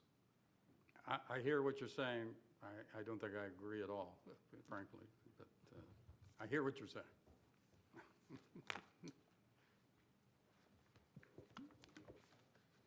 Okay, so I had I have a question. question for Step in. clarification. I heard two numbers. I heard 110 units and 125 a few minutes ago being advertised. Which is it? It's 110. The old plan had 126, so Okay, they good. reduced the units by 16. All right. Thank you. All right, so I wanted to go back to, your client is then willing to go above 1,400. So when we were looking at the figures, they were showing the different, they were showing under heat or under air, however you want to, but your stuff said under heat. And then it gave a different figure of 20-something hundred total. So I'm assuming that, and I think you were talking about adding a garage. All right, so if we were to, if we were to add a garage, what is the minimum size? And you're looking at adding the garage on every home? I'm I mean, we don't count that in the square footage calculation, but, I mean, a typical garage, a two-car garage is around 400 square feet. Right, but I'm just trying to, the reason why I'm saying that is, so your overall is basically gonna be 1,800, your livable space is 1,400. No. No, What the is the- livable space, well, yeah, the minimum would be 1,400, yes. For Okay. what's under air, under heat, however Right. you want to put it, yes, that would be 1,400 livable, Right. minimum. So, I guess sometimes I feel like we're splitting hairs when we are looking at square footage on some of this stuff. The other thing I wanted to ask you about was, read my own writing here. Okay, one of the questions was about water retention. And so I can understand when I don't know if it's the northern piece of property, it's like next to Park Avenue Church. I can understand when there's a wetland, there's going to be water infiltration from land to land on that. But when you abut other units, not units, but housing developments, what is your intent to encompass to keep the water on the property? How is it that you're going to achieve that? Well, that's required by both St. John's and by the city, that all water that comes from the developed areas has to go to the stormwater management system for treatment and storage. Yes. So we can't discharge our water into the wetlands are gonna be the wetlands. They're gonna go where they go. We're not gonna control the flow in the wetlands. They're gonna continue What I'm to flow trying to as they do. figure out is in other developments, what has happened? I know you can't change the wetlands, and you can't dig them up, and you can't do compensatory storage in that area. But overall, I'm trying to understand will you be able to improve the drainage from the site overall from impacting the other developments, the surrounding developments? Short answer is yes, because right now the runoff from the uplands is uncontrolled. It goes wherever it wants to. If it's going to the west, it impacts the property to the west. If it's going south, it impacts them. So whatever water is contributing, whether it's going directly into the other sites through uplands, or it's going directly into the wetlands, which then backs up into those properties, we'll be preventing that. We'll be taking all that upland development area that we are, and then routing that to a storage system.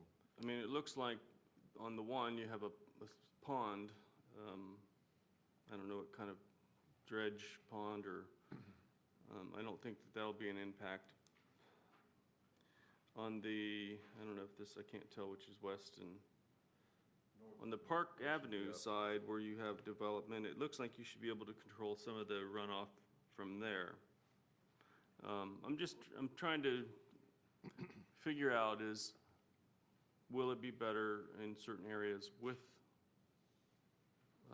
storage, water storage? Is it, and also, is this going to be dry storage or wet retention ponds? It'll be wet retention ponds. Because, yeah, it looked like that, and I thought that we were steering clear from water retention ponds, and I thought everything was being dry retention. Correct. The preference for any new development is to use dry retention. However, if a geotechnical report confirms that dry storage is not feasible based on soil conditions, the code does allow for wet retention as part of stormwater. Okay. Let's see if I have any more. And I guess really going back to what, even I was having difficulties on why not use R1B in the existing, because you could have mitigated the wetlands. It wasn't, it was future land use. It wasn't zoning, right? Is that correct on the conservation? On the conservation area that we're looking at? Mm-hmm. So that was future land use, not current zoning. What was the current zoning overall? On this OR, right, OR. Yeah, whatever's Which in conservation is within the OR. Essentially, on OR, you're allotted 5 units an acre? No, 1 unit per 5 acres, and 1 each unit per unit 5 requires a acres, conditional okay. use permit. So under the current things that we do with conservation is we convert the conservation areas to an easement, or not easement, it's basically conservation, it's written in stone where this is always going to be conservation. You delineate it at that time before you mitigate, and then it would be captured to always be conservation. To me, that is a more clean-cut process than PD. PD, I'm not seeing where you're able to protect the conservation areas any better than that process, than your other process. So one of the conditions, I mean, that's listed in the comprehensive plan is that if the conservation land use is not used to protect wetlands, then a conservation easement has to be dedicated to St. John's. If this So you're going to do that within the PD? as part of the site plan You'll delineate review. it and say that this area within this conservation use will be, an easement will overlay in this area within that PD. So correct, any development within that PD zoning district has to be consistent with the master plan. As they've illustrated on here, no impacts other than the roadway going through the wetland are proposed. So therefore, the development would be reviewed consistent with this master plan when it comes to site plan review. And furthermore, if for whatever reason a conservation easement, if St. John's won't accept that, the remedy to that then, to be consistent with the comprehensive plan, would be to place those wetlands in the conservation land use, which there again is the other option for protection of the wetlands. Okay. Okay. Well, that was all I had. Are there any other questions? None? Thank you. Thank you. All right, so with that, that was the final card. We will close this item to the public and bring it back before the board for further discussion or a motion on this. Preferably further discussion. Because I know we've kind of gone, we've bounced around quite a bit on this. Oh, I'm sorry, Member Severs?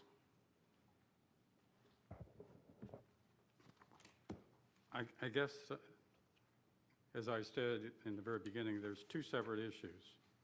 One is the comp plan amendment, and as stated by our legal counsel, this applies to the entire city and is more as a policy matter, a legislative function as such.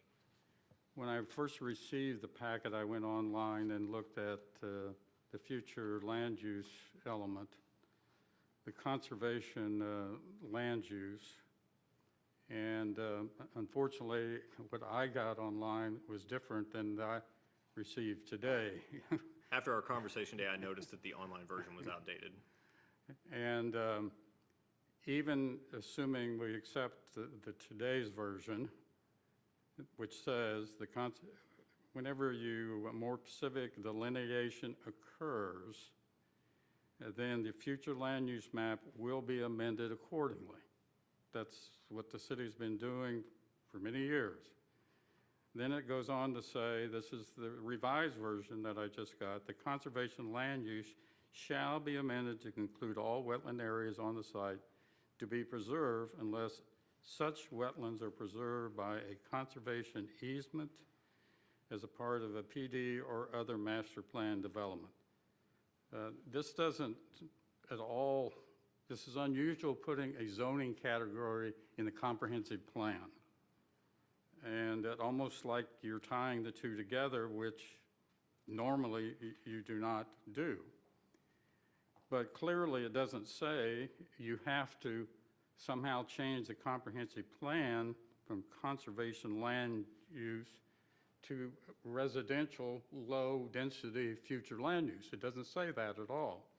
In addition, unfortunately, I believe our comprehensive plan is internally inconsistent, because if you go down to the next section, strategy 1.16.2.1, it says if the environmental assessment indicates only wetlands are present and the wetlands are to be preserved rather than mitigated, the city shall accept the wetland delineation and amend the future land use plan to align the conservation land use with that delineation. Section 1.16.2.2 basically says the same thing. If the study identifies locations on the site for suitable habitat for preservation, these areas are acceptable, and the future land use plan will be amended accordingly. Not only those two sections, but if you go to the conservation element itself, which you have to look at all these, it clearly says, unless there's been a change that I'm not aware of, at a minimum, wetland acres, 5 acres or more in size, shall be designated as conservation land use, shall be. And wetland areas less than 5 acres will be subject to review to determine what protections are necessary. In implementing the conservation plan, the city adopted the wetlands overlay, which is section 29-71 intent. And this is wetland and conservation area implementing that. The overlay is intended to allow land uses which are compatible with the future wetlands and to prohibit negative impacts, etc. This overlay applies to wetlands 5 acres or greater in size as shown on the U.S. Department of Interior Wetlands Maps 1988 and as shown as a conservation land use on the future land use map. Wetlands less than 5 acres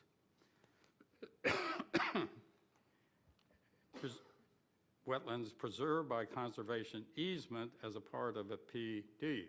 That says nothing about conservation more than 5 acres. It only applies to 5 acres or less in a PD.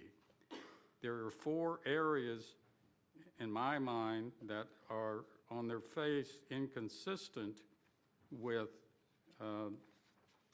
this application, inconsistent with changing this delineation to residential low density. In addition, as council stated, this applies as a policy. We have numerous wetlands surrounding this. Are we going to do the same thing, put as residential 1 on those? Residential 1 allows 5 units per acre, and that is times 80 acres. Interesting, you've got 400 units. Theoretically, that somebody could say, well, let's mitigate. So we can develop the entire site and have 400 acres, 400 units. I think this establishes a terrible precedent for the city, and besides, I believe on its face is inconsistent with other elements and other provisions of the plain language of the comprehensive plan and the LDRs as such. In addition, when I look at the ordinance itself, all it says is, you know, we're changing the comprehensive plan to future land use designation to residential low density future land use exhibit A. There's no restriction. Theoretically, and I know they wouldn't do this, but theoretically they could get this approved. The entire tract is 81 acres in residential 1, withdraw the other application tomorrow or the next day, or if it's denied, and then say, well, I'm entitled to residential 1, give me the appropriate zoning on that land use. That's a dangerous precedent. So for those reasons, I think it is inappropriate to change a future land use for the entire tract to be changed over, particularly the conservation portion, to anything other than leaving it as conservation, as I believe the future the comprehensive plan contemplates and our code contemplates. I mean, I'd be glad to have someone tell me I'm wrong, but I see so many other provisions of the comprehensive plan that that's what it says. And it's mandatory language, that is, thou shall make it conservation land use. So what I hear from the applicant, there's 40, maybe 35, I don't recall the number, maybe 35 acres as jurisdictional wetlands. So they got quite a lot of other land that is not jurisdictional wetlands. But I don't see how we can support the comp plan change based upon the language of the comp plan itself and our LDRs. Okay. One of the questions I had, though, is that I understand that you're saying that says shall. Can you repeat the phrase again about shall be conservation? When it's 5 acres or more, Yeah, no. Shall be designated as a conservation land use. I'm So, reading from 1.6.3.2. No, but, all right, so I got the gist of what you're saying. They were talking about Mike, but, the mic. And so I do question some of that on, my concern was this being under PD and not being under conservation. We changed how we were doing. It used to be that conservation was always put in OR.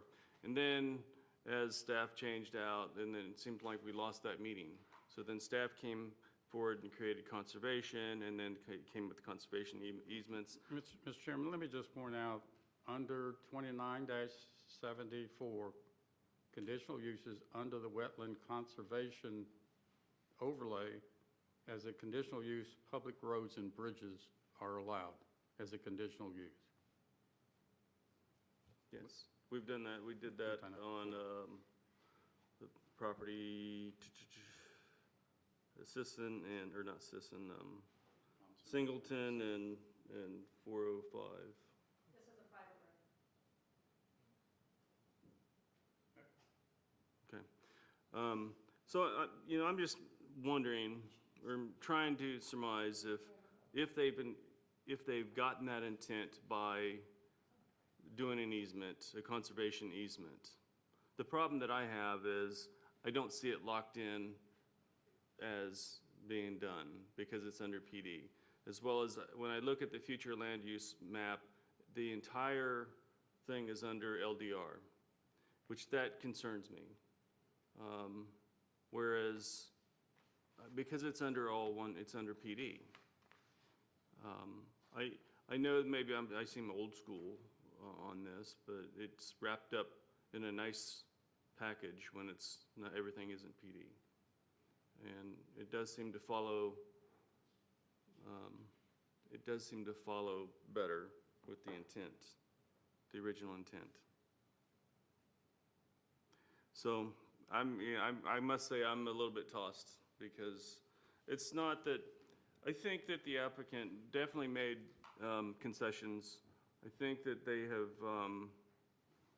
for the most part, have done what they were asked to do. Both sides, they say if both sides walk, if one side doesn't walk away unhappy, or I can't remember the phrase, but it's give and take, and I do feel that they have given. So I'm kind of on the fence on this because I do feel that they've proven from the last meeting, but then some new arguments get brought up with conservation. I just don't know. It's on one hand I believe that the PD can meet that intent. On the other hand, it seems clear. So that's all I'm going to add. And I'll let somebody else talk or make a motion.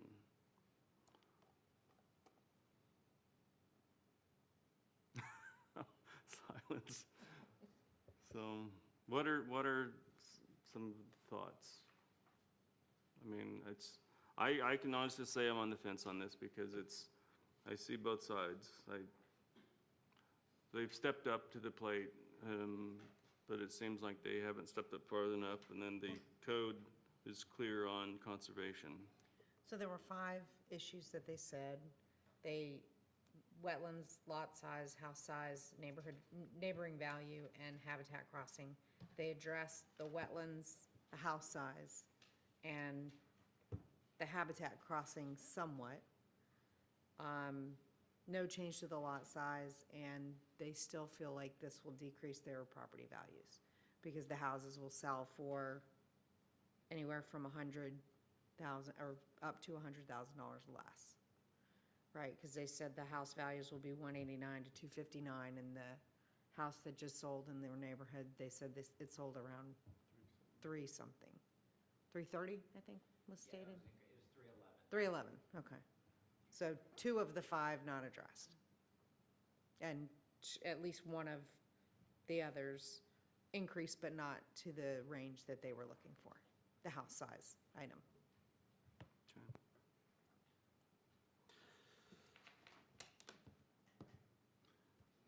Member Severs. Let me just add one thing. My comment's solely related to the comprehensive plan. I've not really made a comment about the PD whatsoever.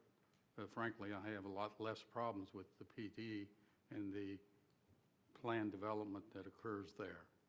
But our first hurdle here is the comp plan, and for the reasons I've stated, I have a hard time supporting the application. I don't think it's consistent with our comprehensive plan and our LDRs.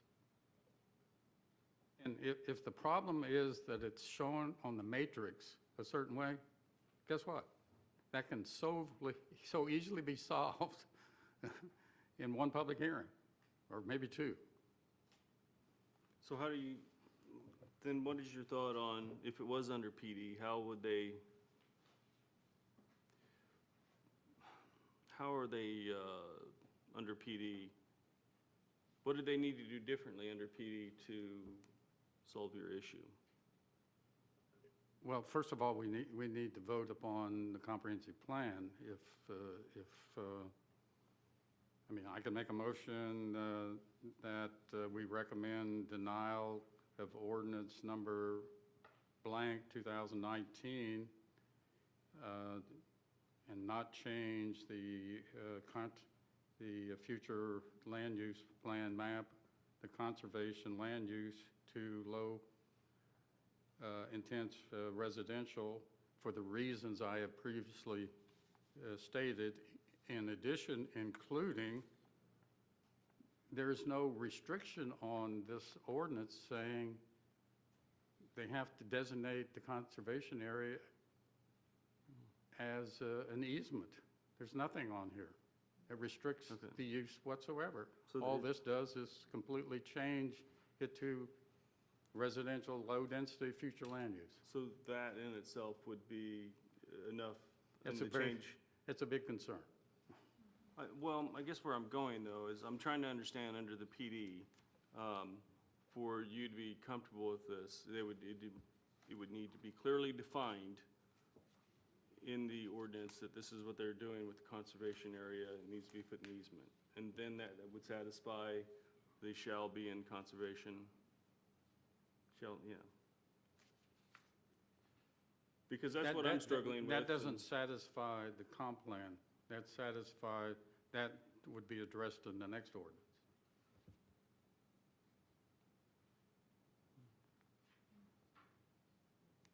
So, And if council goes forward with this ordinance and moves to approve it, I certainly hope they put a restriction in the ordinance, because there's nothing restricting this land to being in a conservation easement. There's nothing. right. As well as it hasn't been advertised for that. Mr. Stevens, are you trying to deal with 2 things, one the zoning and the other one the PD? I was trying to deal with the comprehensive plan first, and then we turn to the zoning ordinance change second. Okay. So I think you've heard my motion. Right, so Motion as stated. Is there a second? For denial? Okay, so we have a motion and a I'll second. second it. Can we take, well, let me ask, before we take a vote on this, because we didn't agree at this point to make two motions, and is that what you're recommending that we're going to do? There's two ordinance that are on your agenda. It's one item that was presented as one package item for you to hear all of the items related to the two separate ordinances. But I do recommend that you have a roll call vote for each ordinance separately. Yay, okay. All right. So this is for the first, So we have a motion and a second. all right, so we have a motion on the table. Does everybody understand the motion that's on the floor, and, or does anything need to be more clarified? No? Okay, let's take a vote. Member Baker. I agree. Member Taylor. Yes. Member Hare. Yes? Member Noel Copeland. Yes. Member Severs. Yes. Chairman Williams. Yes. Okay. Let's go back to the second item then. The second part.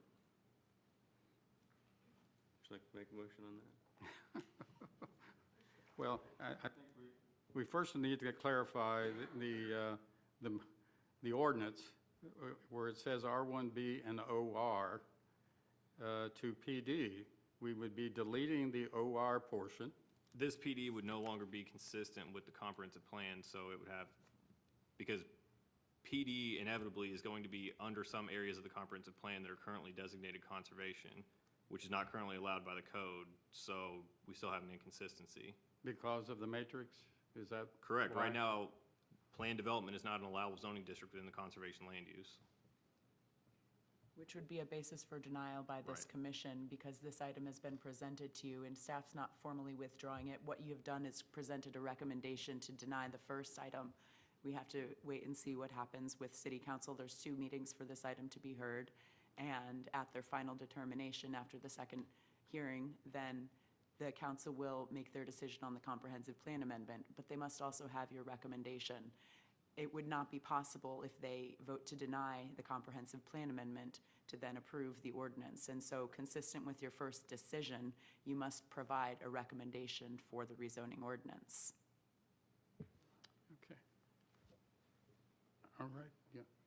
I would make a motion that we recommend on the second ordinance denial of the ordinance for the reasons of the inconsistency with the comprehensive plan, and also would be in violation of the matrix ordinance that you previously, staff has previously identified. Is that correct? Yes, sir. Okay, is there a second? I'll second it.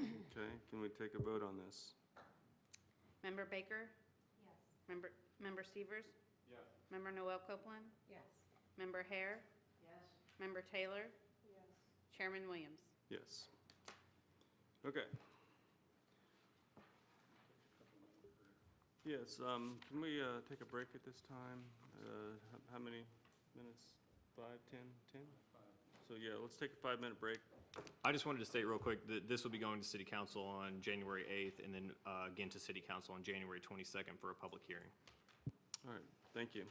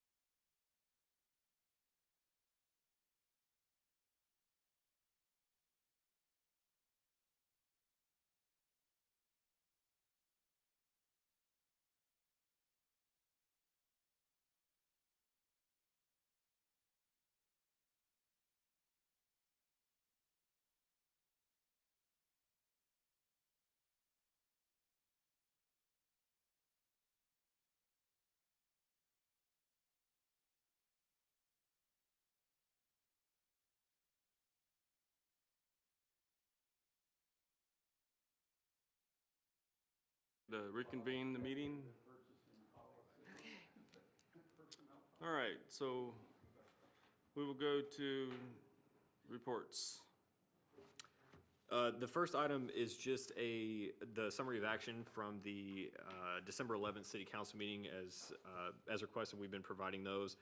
We just finished the year summary that was requested previously that compares P&Z actions to City Council actions for all the items that were heard in 2018. That will be in your agenda packet that will likely come out either tomorrow or Friday for the January 16th meeting, so you'll have time to review that. In the meantime, of course, if you have any questions about it, you can give us a call. And then the other item is, I wanted to go over the second half of the draft comprehensive plan, and if we can get the presentation pulled up. Can I discuss this real quick? Sure. Because I want to understand what we're doing now. We're not taking any action on this. This is your first presentation to us, and what is the actual plan on implementation for this? Correct. So in general, the presentation that you're going to see this evening is a somewhat condensed version of the first half of the first half is a condensed version of what we gave to City Council at their workshop in November. The second half basically describes the second half of the comprehensive plan, which I did not describe in much detail at the last time, because the last time you all received a draft, it was just the first half of the comprehensive plan. The completed draft has been completed. It's been online. I believe a link was emailed out to all of you as well, and it's in the agenda packet this evening. So the plan is this evening, go over that second half. We can have a discussion about that if you would like. At the next meeting, the January 16th meeting of the Planning and Zoning Commission, I was going to give a much more in-depth description of the actual implementation strategy of, if this moves forward and gets adopted, how do we actually implement the land use strategies and land use policies that are in that draft plan. And then on the first meeting in February is when we tentatively have a transmittal hearing to the DEO before the Planning and Zoning Commission. And then at the end of February, it would be a transmittal hearing before City Council. And again, a transmittal hearing is just sending it to the state to let them review it, and then it would come back for adoption. I won't go into detail about that, but next week, not next week, in 2 weeks, the goal was to describe in detail the actual implementation steps and the process that would go through to adopt those individual land use categories, the revised categories that we have proposed as part of the comprehensive plan. So here's part of the reason why I was asking that. So I'm going through this and I'm looking at it, I'm like, my goodness, this is a huge departure from what we're used to. There's so much information in this, and I thought, there's no way I would feel comfortable making a decision on this in one meeting. At the same time, I feel from my perspective, it would be better to break it up in chunks, because you're dealing with coastal management, conservation, new zoning areas. Those are huge departures of what we do. I know the coastal has always been talked about and planned, and I know that that's a mandatory. So I'm just going through a few of them, and I mean, just reading it took me forever, just trying to comprehend some of this on what, It's a lot, yeah. figures into this and Sure. goes into this. And so for me, it's your timetable. I've been like, well, that's very, very fast. I would feel better if we took more time and broke it up so that everybody could more dissect it, understand what implications it has. This is just me. I know it's council's decision, and it's the board's as well. But from what I see, this is too big of, you take the bite of an elephant or whatever, one bite at a time. This is an elephant. No, it is. Really It's a big project, sure. And so we will certainly see if there's a logical way to break it into pieces, but the way this has been written, and I'm not trying to give you all an ultimatum by any means, but most of the parts of this are intertwined with each other to make it one coherent document versus the segmented document that we have currently. And so I will go back and see if there's a logical way to break this down and kind of create focus areas that we can work on to help everybody understand this. Here's one of the things that just comes off my mind was that you had a zoning of neighborhood. And in that, everything is 10 units per acre. And so I'm just saying that is, in my mind, you're basically saying any place that we redo is 10 units an acre. if it's considered a neighborhood.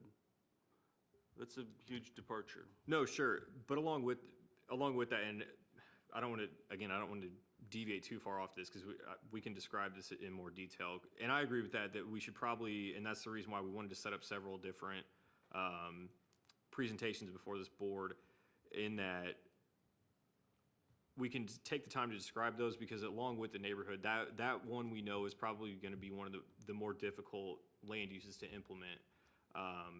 Because along with that goes an allowable density map that in essence freezes what people have today. So if you currently have 1 unit per acre that's allowed, that's what you would have after the adoption of that land use. If you have 10, you get 10.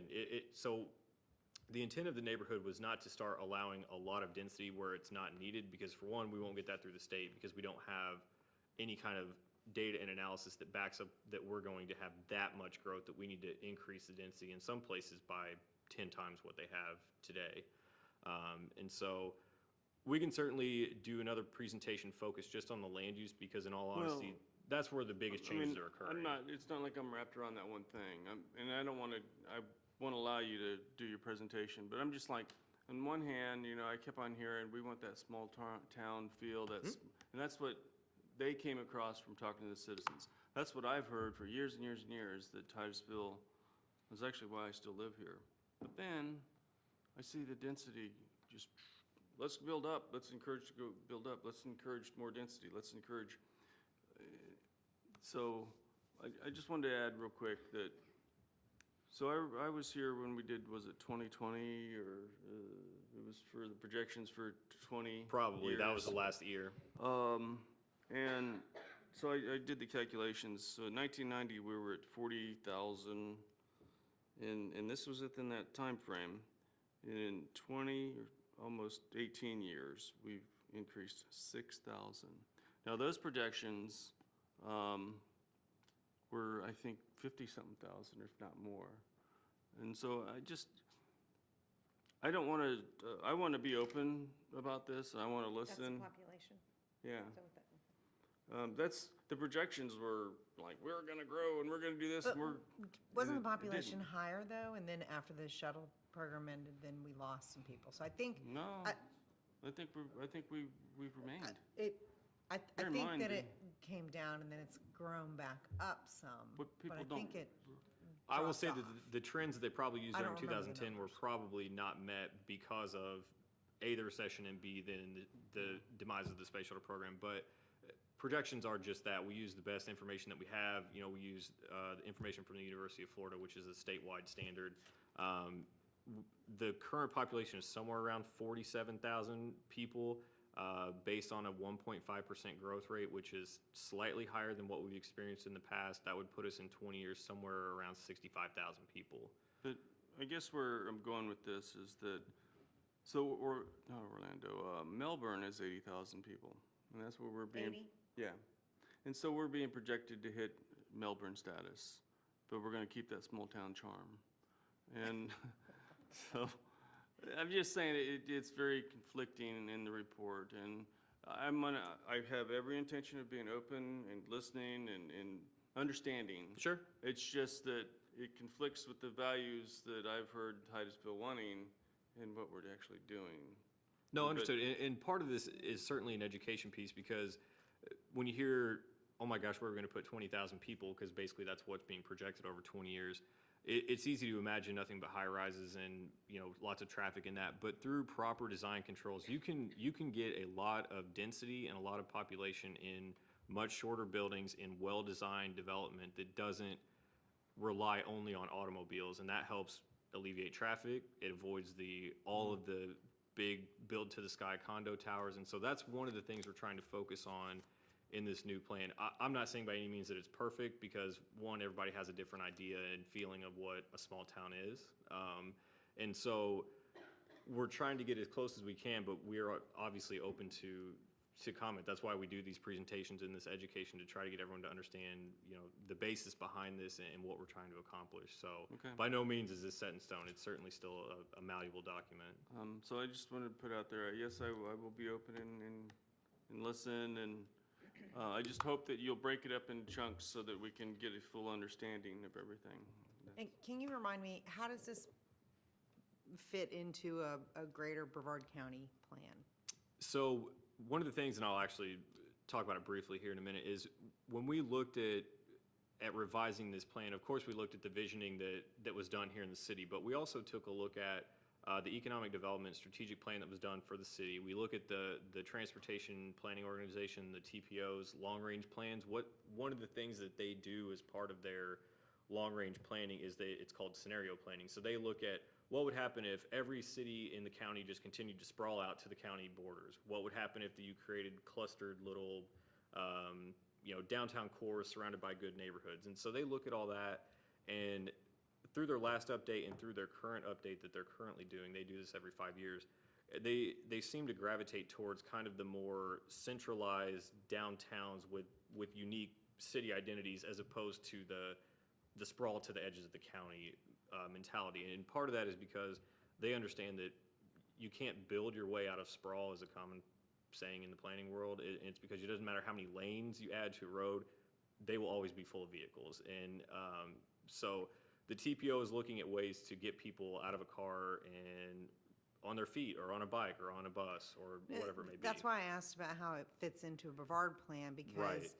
Brevard owns the bus system. Exactly. And if, it's great if you can go within Titusville on a bus, but if you work in another place in the county, It's difficult. you're gonna have to get in a car. And if you have to own a car, Where you then gonna put it? where are you gonna put it? Right. No, And how likely are you gonna use your other transportation mechanisms Sure. if you had to buy the car to begin with? yeah.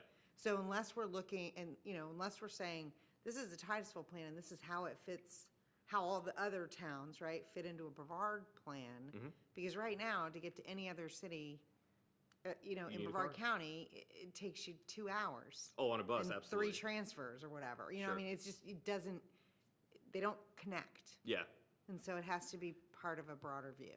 And so I'm not going to say that we focused just on like Space Coast area transit, but the overall. I'm not suggesting you focus only on it. I just want to make Sure. sure it's, But if you're saying, how do we get people not to have cars? Sure. You can't say in Titusville. No, you're right. Because those people have to be able to get to They somewhere have to be able to get different. somewhere else, exactly, yeah. Right. Because not everyone works here that lives here. Right. And, vice versa. So, no, we understand that. And we're trying to address it. We hope we are. So, with that, I'll go in on this. So again, going into the estimates, so what we've been using is the orangish colored line there. I just want to make sure it's the same color on both TVs, which will put us at 2040 somewhere around 66,000 people. We're currently at about 47,000. So what we're looking at long-term from a planning standpoint is, where do we put all those people? The map that you see here, everything in kind of the gray shaded area is vacant land, and then everything in green are areas that are currently designated with conservation land use. So even all that gray area that you see there, if we continue to approve density only if we only continue to approve development at densities like we've done recently, we will quickly run out of room, because that much area will not accommodate 20,000 new residents.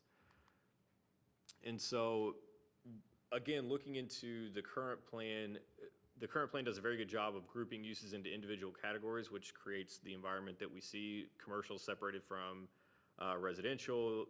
It's difficult to get around unless you are in a vehicle. There's not a strong vision in the current plan, and there's also a lack of clear and defined implementation tools.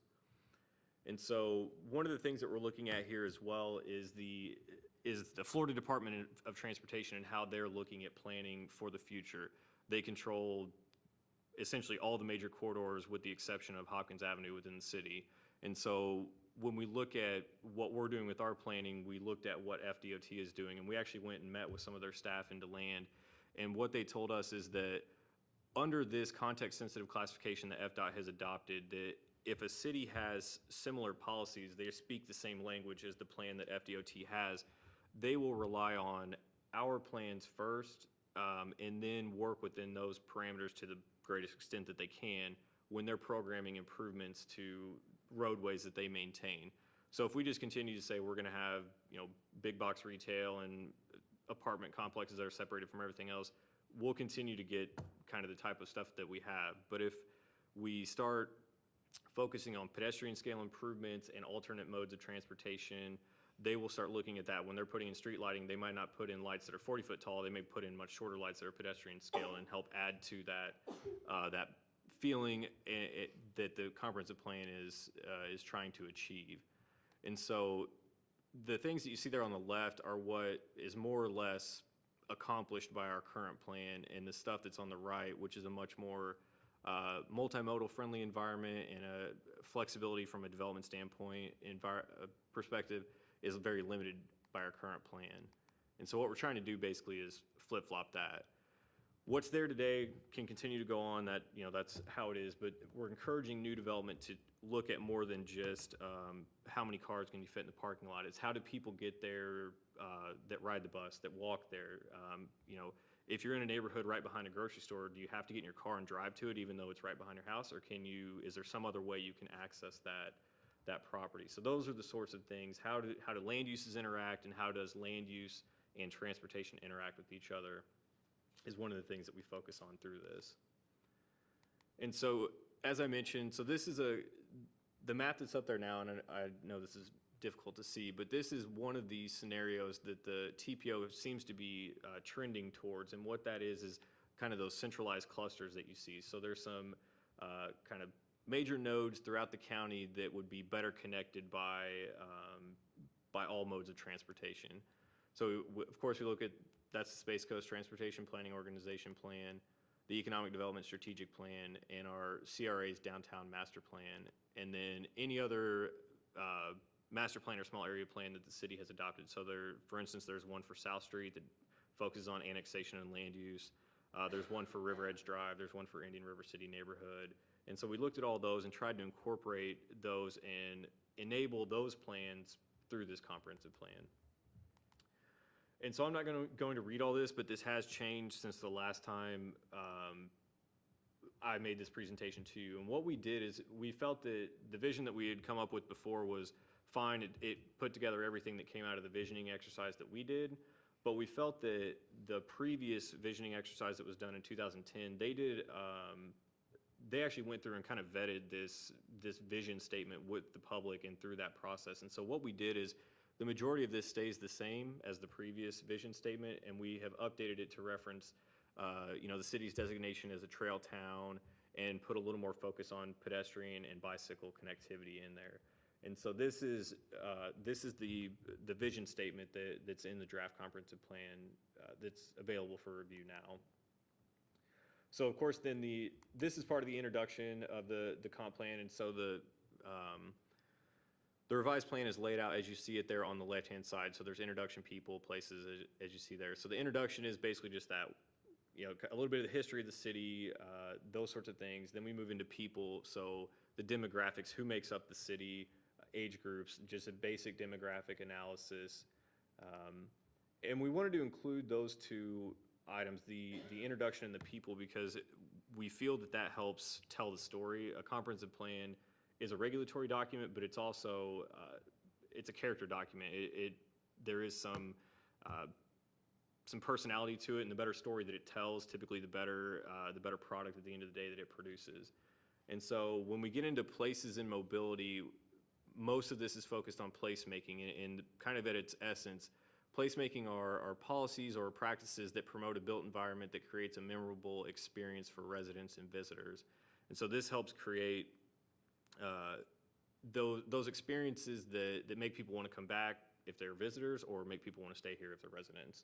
And so that's really what we're trying to do through this plan. And so again, right now we have 19 districts. Like I said, they do a very good job of separating things and isolating them into their locations on the map. And what we've done is, what we're proposing is 8 districts that are consolidated, and then 1 overlay that would apply to the waterfront. And so this is just an example that there's a lot of things that are currently separated out, but in reality, physically on the ground, they have a lot of similarities from how the street network is arranged around them, how people can get around. And so we wanted to use the actual physical built environment to help us delineate those land use designations. That's not the sole driving force behind this, but that is one of the things that we used. And so what that does is that creates a land use map that should be much more easy to understand than what our current land use map looks like. The map on the left is the existing land use map, and the map on the right is the proposed draft land use map. And so that's the draft land use map on a citywide scale. The boundaries of the conservation land use have not changed. We're not proposing to change those. But one of the things that we did, and I'll just explain this further in a little bit, is we tried to clarify the processes and the procedures on how to amend the land use map as it relates to conservation, and clarify the intent of the city, which what we gathered from looking at our current conservation land use is basically a no net loss of wetlands. And so we tried to clarify that and make that more of a statement piece as part of this. Moving into mobility as part of the places in mobility, so this goes into that linking of land use and transportation, are the levels of service. And one of the things that we have recommended is a slight change to the vehicular level of service. We will still have level of service on our roadways, but we're also including things that are a little more qualitative, meaning, you know, how things feel as far from a pedestrian standpoint. So right now, we don't have any level of service standard for sidewalks or bike lanes or things like that. We basically, the current comp plan cares about how many cars you can get through a segment of road per day.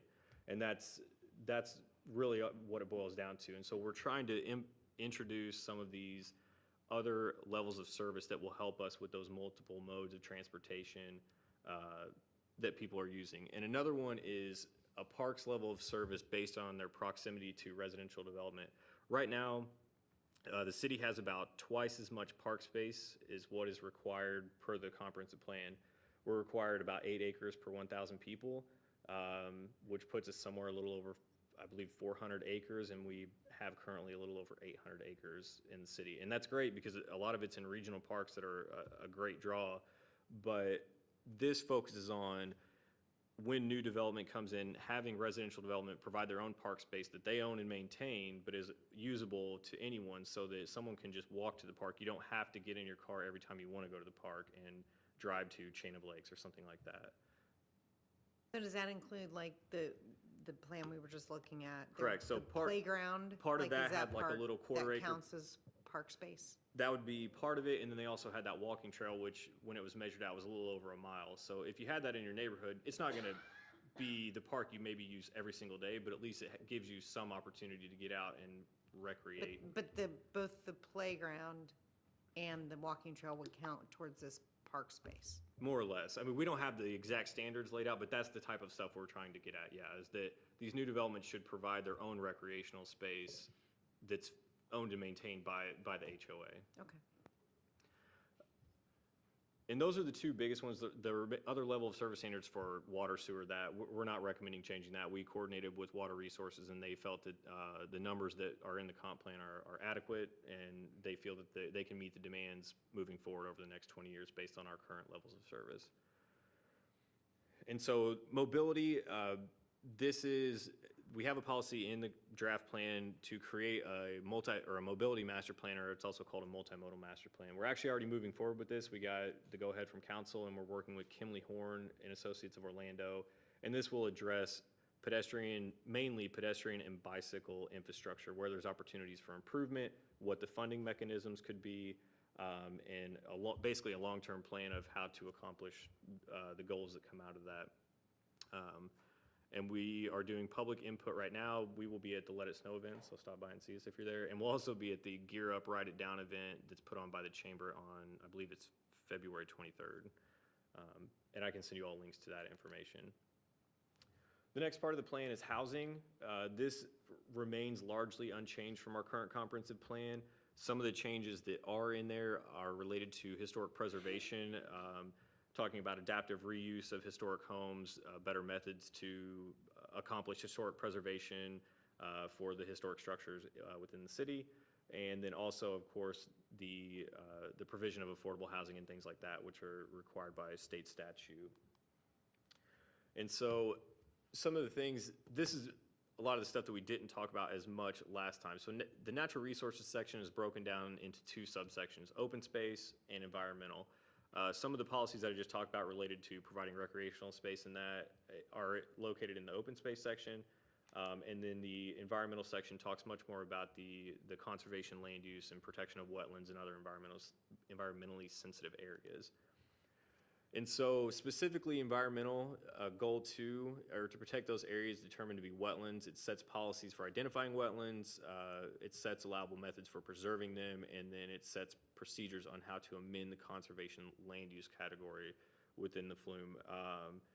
The current plan is, there are policies in multiple elements. They all say generally the same thing, but not exactly the same thing, and so we're trying to remove any inconsistencies and just make a clear statement out of this. So a lot of what the changes that we did to open space, other than changing the park level of service and for environmental, is trying to clarify. We tried to take everything that we could that the current comp plan says and distill it down into a much easier to understand format is essentially what we did.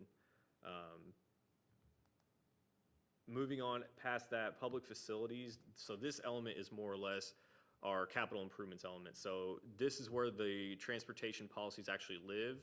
They're tied in with places, but they actually live in the public facilities element. Potable water and sewer, which is a city utility, the stormwater utility, solid waste, schools. So the city has an interlocal agreement that it was entered into by all jurisdictions within Brevard County that basically uses the school board as a hub of information and planning. And so that we have policies in there that encourage the continuation of that interlocal agreement and then provide us an option that if for whatever reason that interlocal agreement is terminated, that we coordinate still with the school board to determine what are the best options for the provision of educational facilities within the city. So that's one thing. Our previous education element it is a very long document through the evaluation and appraisal report. We took a lot of that out and replaced them with the policies that you'll see in this document or in this draft that we have. Capital improvements goes on to basically the 5-year and the long-term improvements of the city in terms of utilities, roads, water, sewer, those sorts of things. And then concurrency, which is required by state statute. So at what level are we providing services? We provide X number of gallons of water per person per day. That's what our system can do. And same thing for transportation, solid waste, et cetera. Intergovernmental coordination really is how we interact with other governmental agencies within the county and even within the state. And so a lot of this will be coordination with Brevard County on annexation. Obviously we have some room left in our urban service area, which is the area in yellow on the screen, and then the dark red jagged line is the current city limits boundary. Now, once you get west of I-95, which is the darker line going north-south or top to bottom of the screen, a lot of that is already owned either by the U.S. Fish and Wildlife or St. John's, because it's more or less the St. John's River Basin. So while it looks like we have a lot of area to go to the west, actual development potential out there is very limited. And so that's why when we talk about future growth, we talk about infill and how do we efficiently use the property still within the city, because our annexation options are limited. We're almost to this, as far as we can go to the north, we are as far as we can go to the south, essentially. West is marginal at best, and obviously east is the river, so we're not going out there either. So that's why a lot of this focus in this plan is on redevelopment and efficiently infilling areas that can accommodate development that currently are either underutilized or they're just vacant. And it's also, when we talk about intergovernmental coordination, it's things like solid waste. We have a solid waste utility and we collect solid waste, but we have to coordinate with the county because they're the ones that own and operate the landfills. Same thing with the schools. And so that's the sort of things that you see in intergovernmental coordination. Most of that is pretty much unchanged. We've put some policies in there that talk about working with Brevard County on coming up with an annexation strategy and some of those sorts of items. But other than that, most of that is very similar to what's in our current plan. And so I will talk about more next time, but the implementation matrix. So as I mentioned before, one of one of the issues we identified with the current plan is a clear lack of implementation tools. And so what this is just one excerpt from the, that implementation matrix. But basically, every set of policies in the plan has strategies. So if you say, we want more types of single-family housing, we could have, there may be a strategy that says, develop specific housing typologies that will work for that.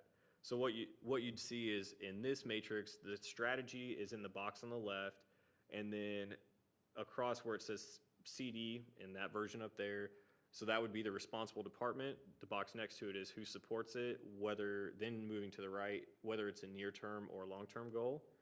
And then the implementation tool, so it may be a change to the land development regulations or a master plan or a sub-area plan. There's a variety of different things. And then the box where it says actions is a little more description of what can be done to accomplish that strategy. And so if that's not, let me just see if this is in here. If it's not in this version of the plan, I can certainly print you the draft that we have currently. But basically, it's just a copy and paste of the strategies that are listed throughout the plan with a little more detail in them. And so that's kind of the big picture how the plan would be implemented. But what I did want to do is take some more time at the next meeting and actually describe, if this plan gets adopted, how we would go about adopting the land uses and those sorts of things. And I believe that's all I have. Okay, so the key strategies here. So these are kind of the key things, the key strategies that would come out of this plan.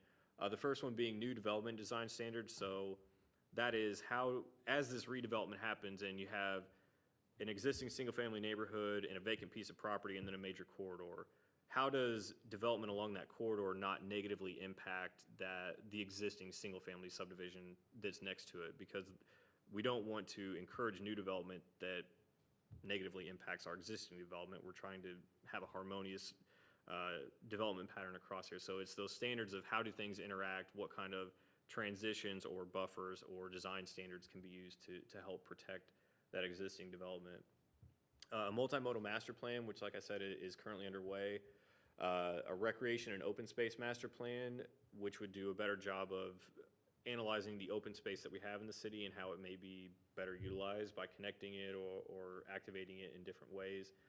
The resiliency strategic plan, which is currently underway with assistance from the East Central Florida Regional Planning Council, and that's funded through a grant from DEP. An update to the waterfront master plan. There was an extensive master plan done for the waterfront in 2007, I believe. So possibly update that with some of the recommendations that came out of the visioning, which included the possibility of a waterfront trail, or at least a trail along the east side of US 1 that maximizes public access to the waterfront. And then the adoption strategy, which again, I'll explain next meeting in much more detail. But that's basically the second half of the plan. You won't see nearly as many changes as what we've done in terms of when you look at places and mobility in that. A lot of that we didn't want to, intergovernmental coordination is pretty straightforward. We tried to update that and clean it up as much as we could, but we didn't drastically change those policies.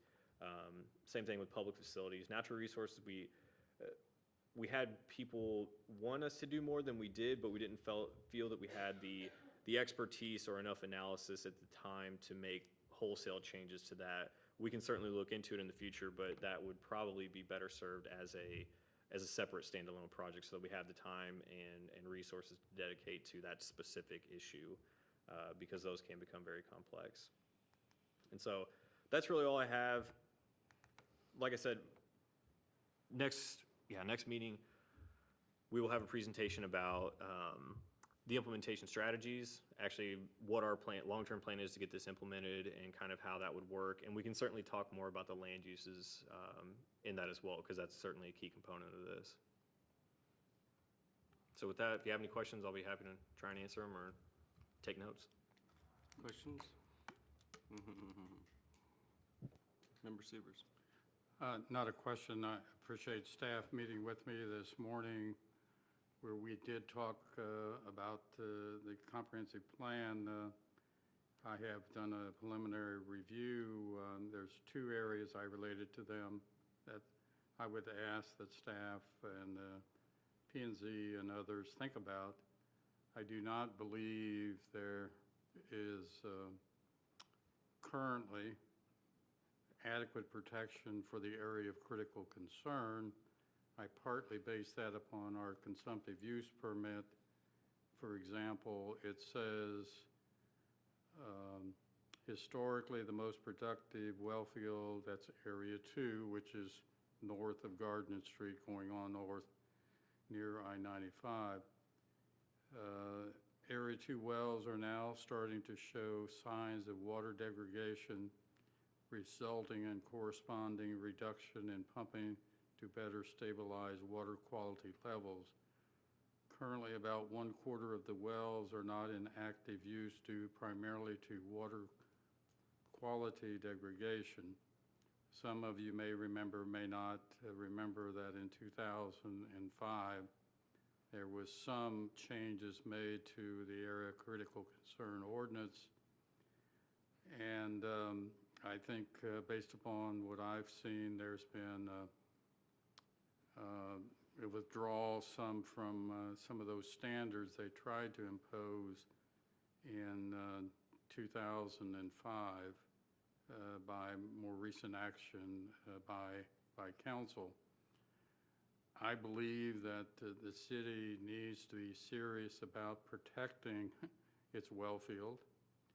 And by that I mean in part even looking at such things as, do you allow residents to have St. Augustine grass, et cetera, on their lawns in new development because of the high water consumption that they do, and they're drilling their own private wells right next to, near our production wells that are designed, intended to serve the public. As such, I think we need to look at xeriscaping, a vigorous program of native vegetation rather than some of the current standards we have, which verbally give the appearance that we're protecting the environment, and we really aren't, and we don't require it. And sure, we have gone to the Area 4 North. However, according to the comprehensive plan draft by 2040, that may not be adequate. That's what it says. And we need to protect what we have and rehabilitate some. As a part of the 2005 study, the estimate by our hydrologist was that probably 1/3 to 1/2 of our wells had degraded partly because of development. And we need to be smarter about that development in relationship to the areas of critical concern. I firmly believe that we need to task Water Resources Department with installing reuse, reclaimed water lines within the area of critical concern. For example, Astronaut High School, they want their nice green baseball diamonds and football fields, et cetera. And that's right on top of our well field. And why don't we have an action plan to bring reclaimed water to that area in Area 2 well field? So there's a number of things we could do, and I think the comprehensive plan needs to look forward to improvements rather than the status quo, and this because the status quo has created problems. The second area, major concern, I do not believe the comprehensive plan is aggressive as it should be, is with regard to protection of the Indian River Lagoon. If it just simply repeats the same regulations we have, where are we today?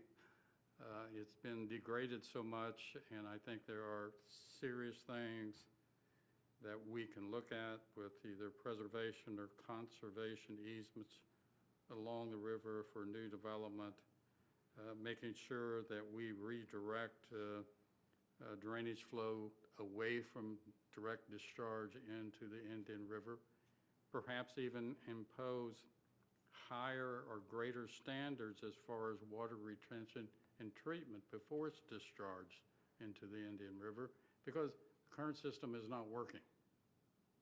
I mean, I don't think it's up for debate. The current system is not working. I think the city should, for example, if it hasn't, conduct a survey and any septic tanks that are east of the Florida East Coast Railway. There ought to be an action plan to eliminate those. If we have to give incentives to do so, we should do that. So there's a variety of things I think can be done, and now is the time, if we're going to do a new comprehensive plan, now's the time to do that. And those are the two areas seem to me to be the most important that we address because there are some obvious issues or problems. I challenge all of you. Let's get, let's work on that. Okay, is that it? Okay, anybody else? All right, so we will open this, that was the last report, right? Anything else? Okay, so we'll open up the petitions and requests from public present, seeing none. We'll go down the list. Member Hare, newly member Hare. And is there gonna be a replacement here before too long?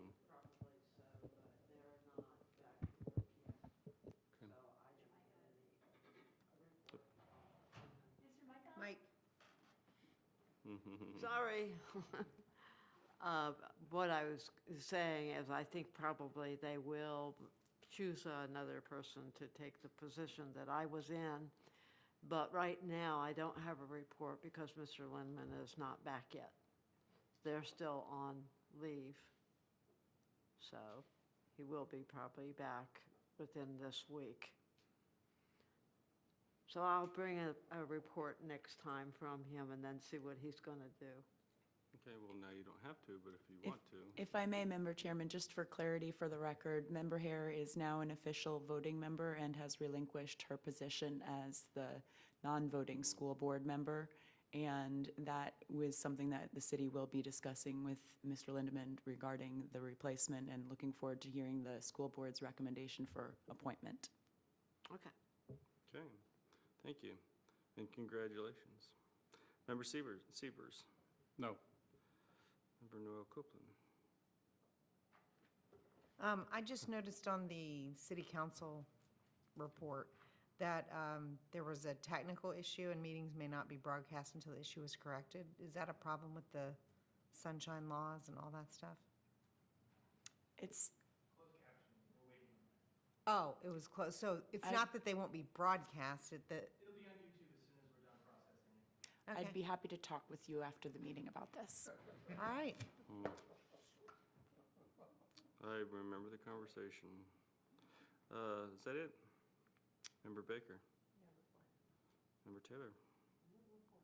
I have nothing, so we're adjourned.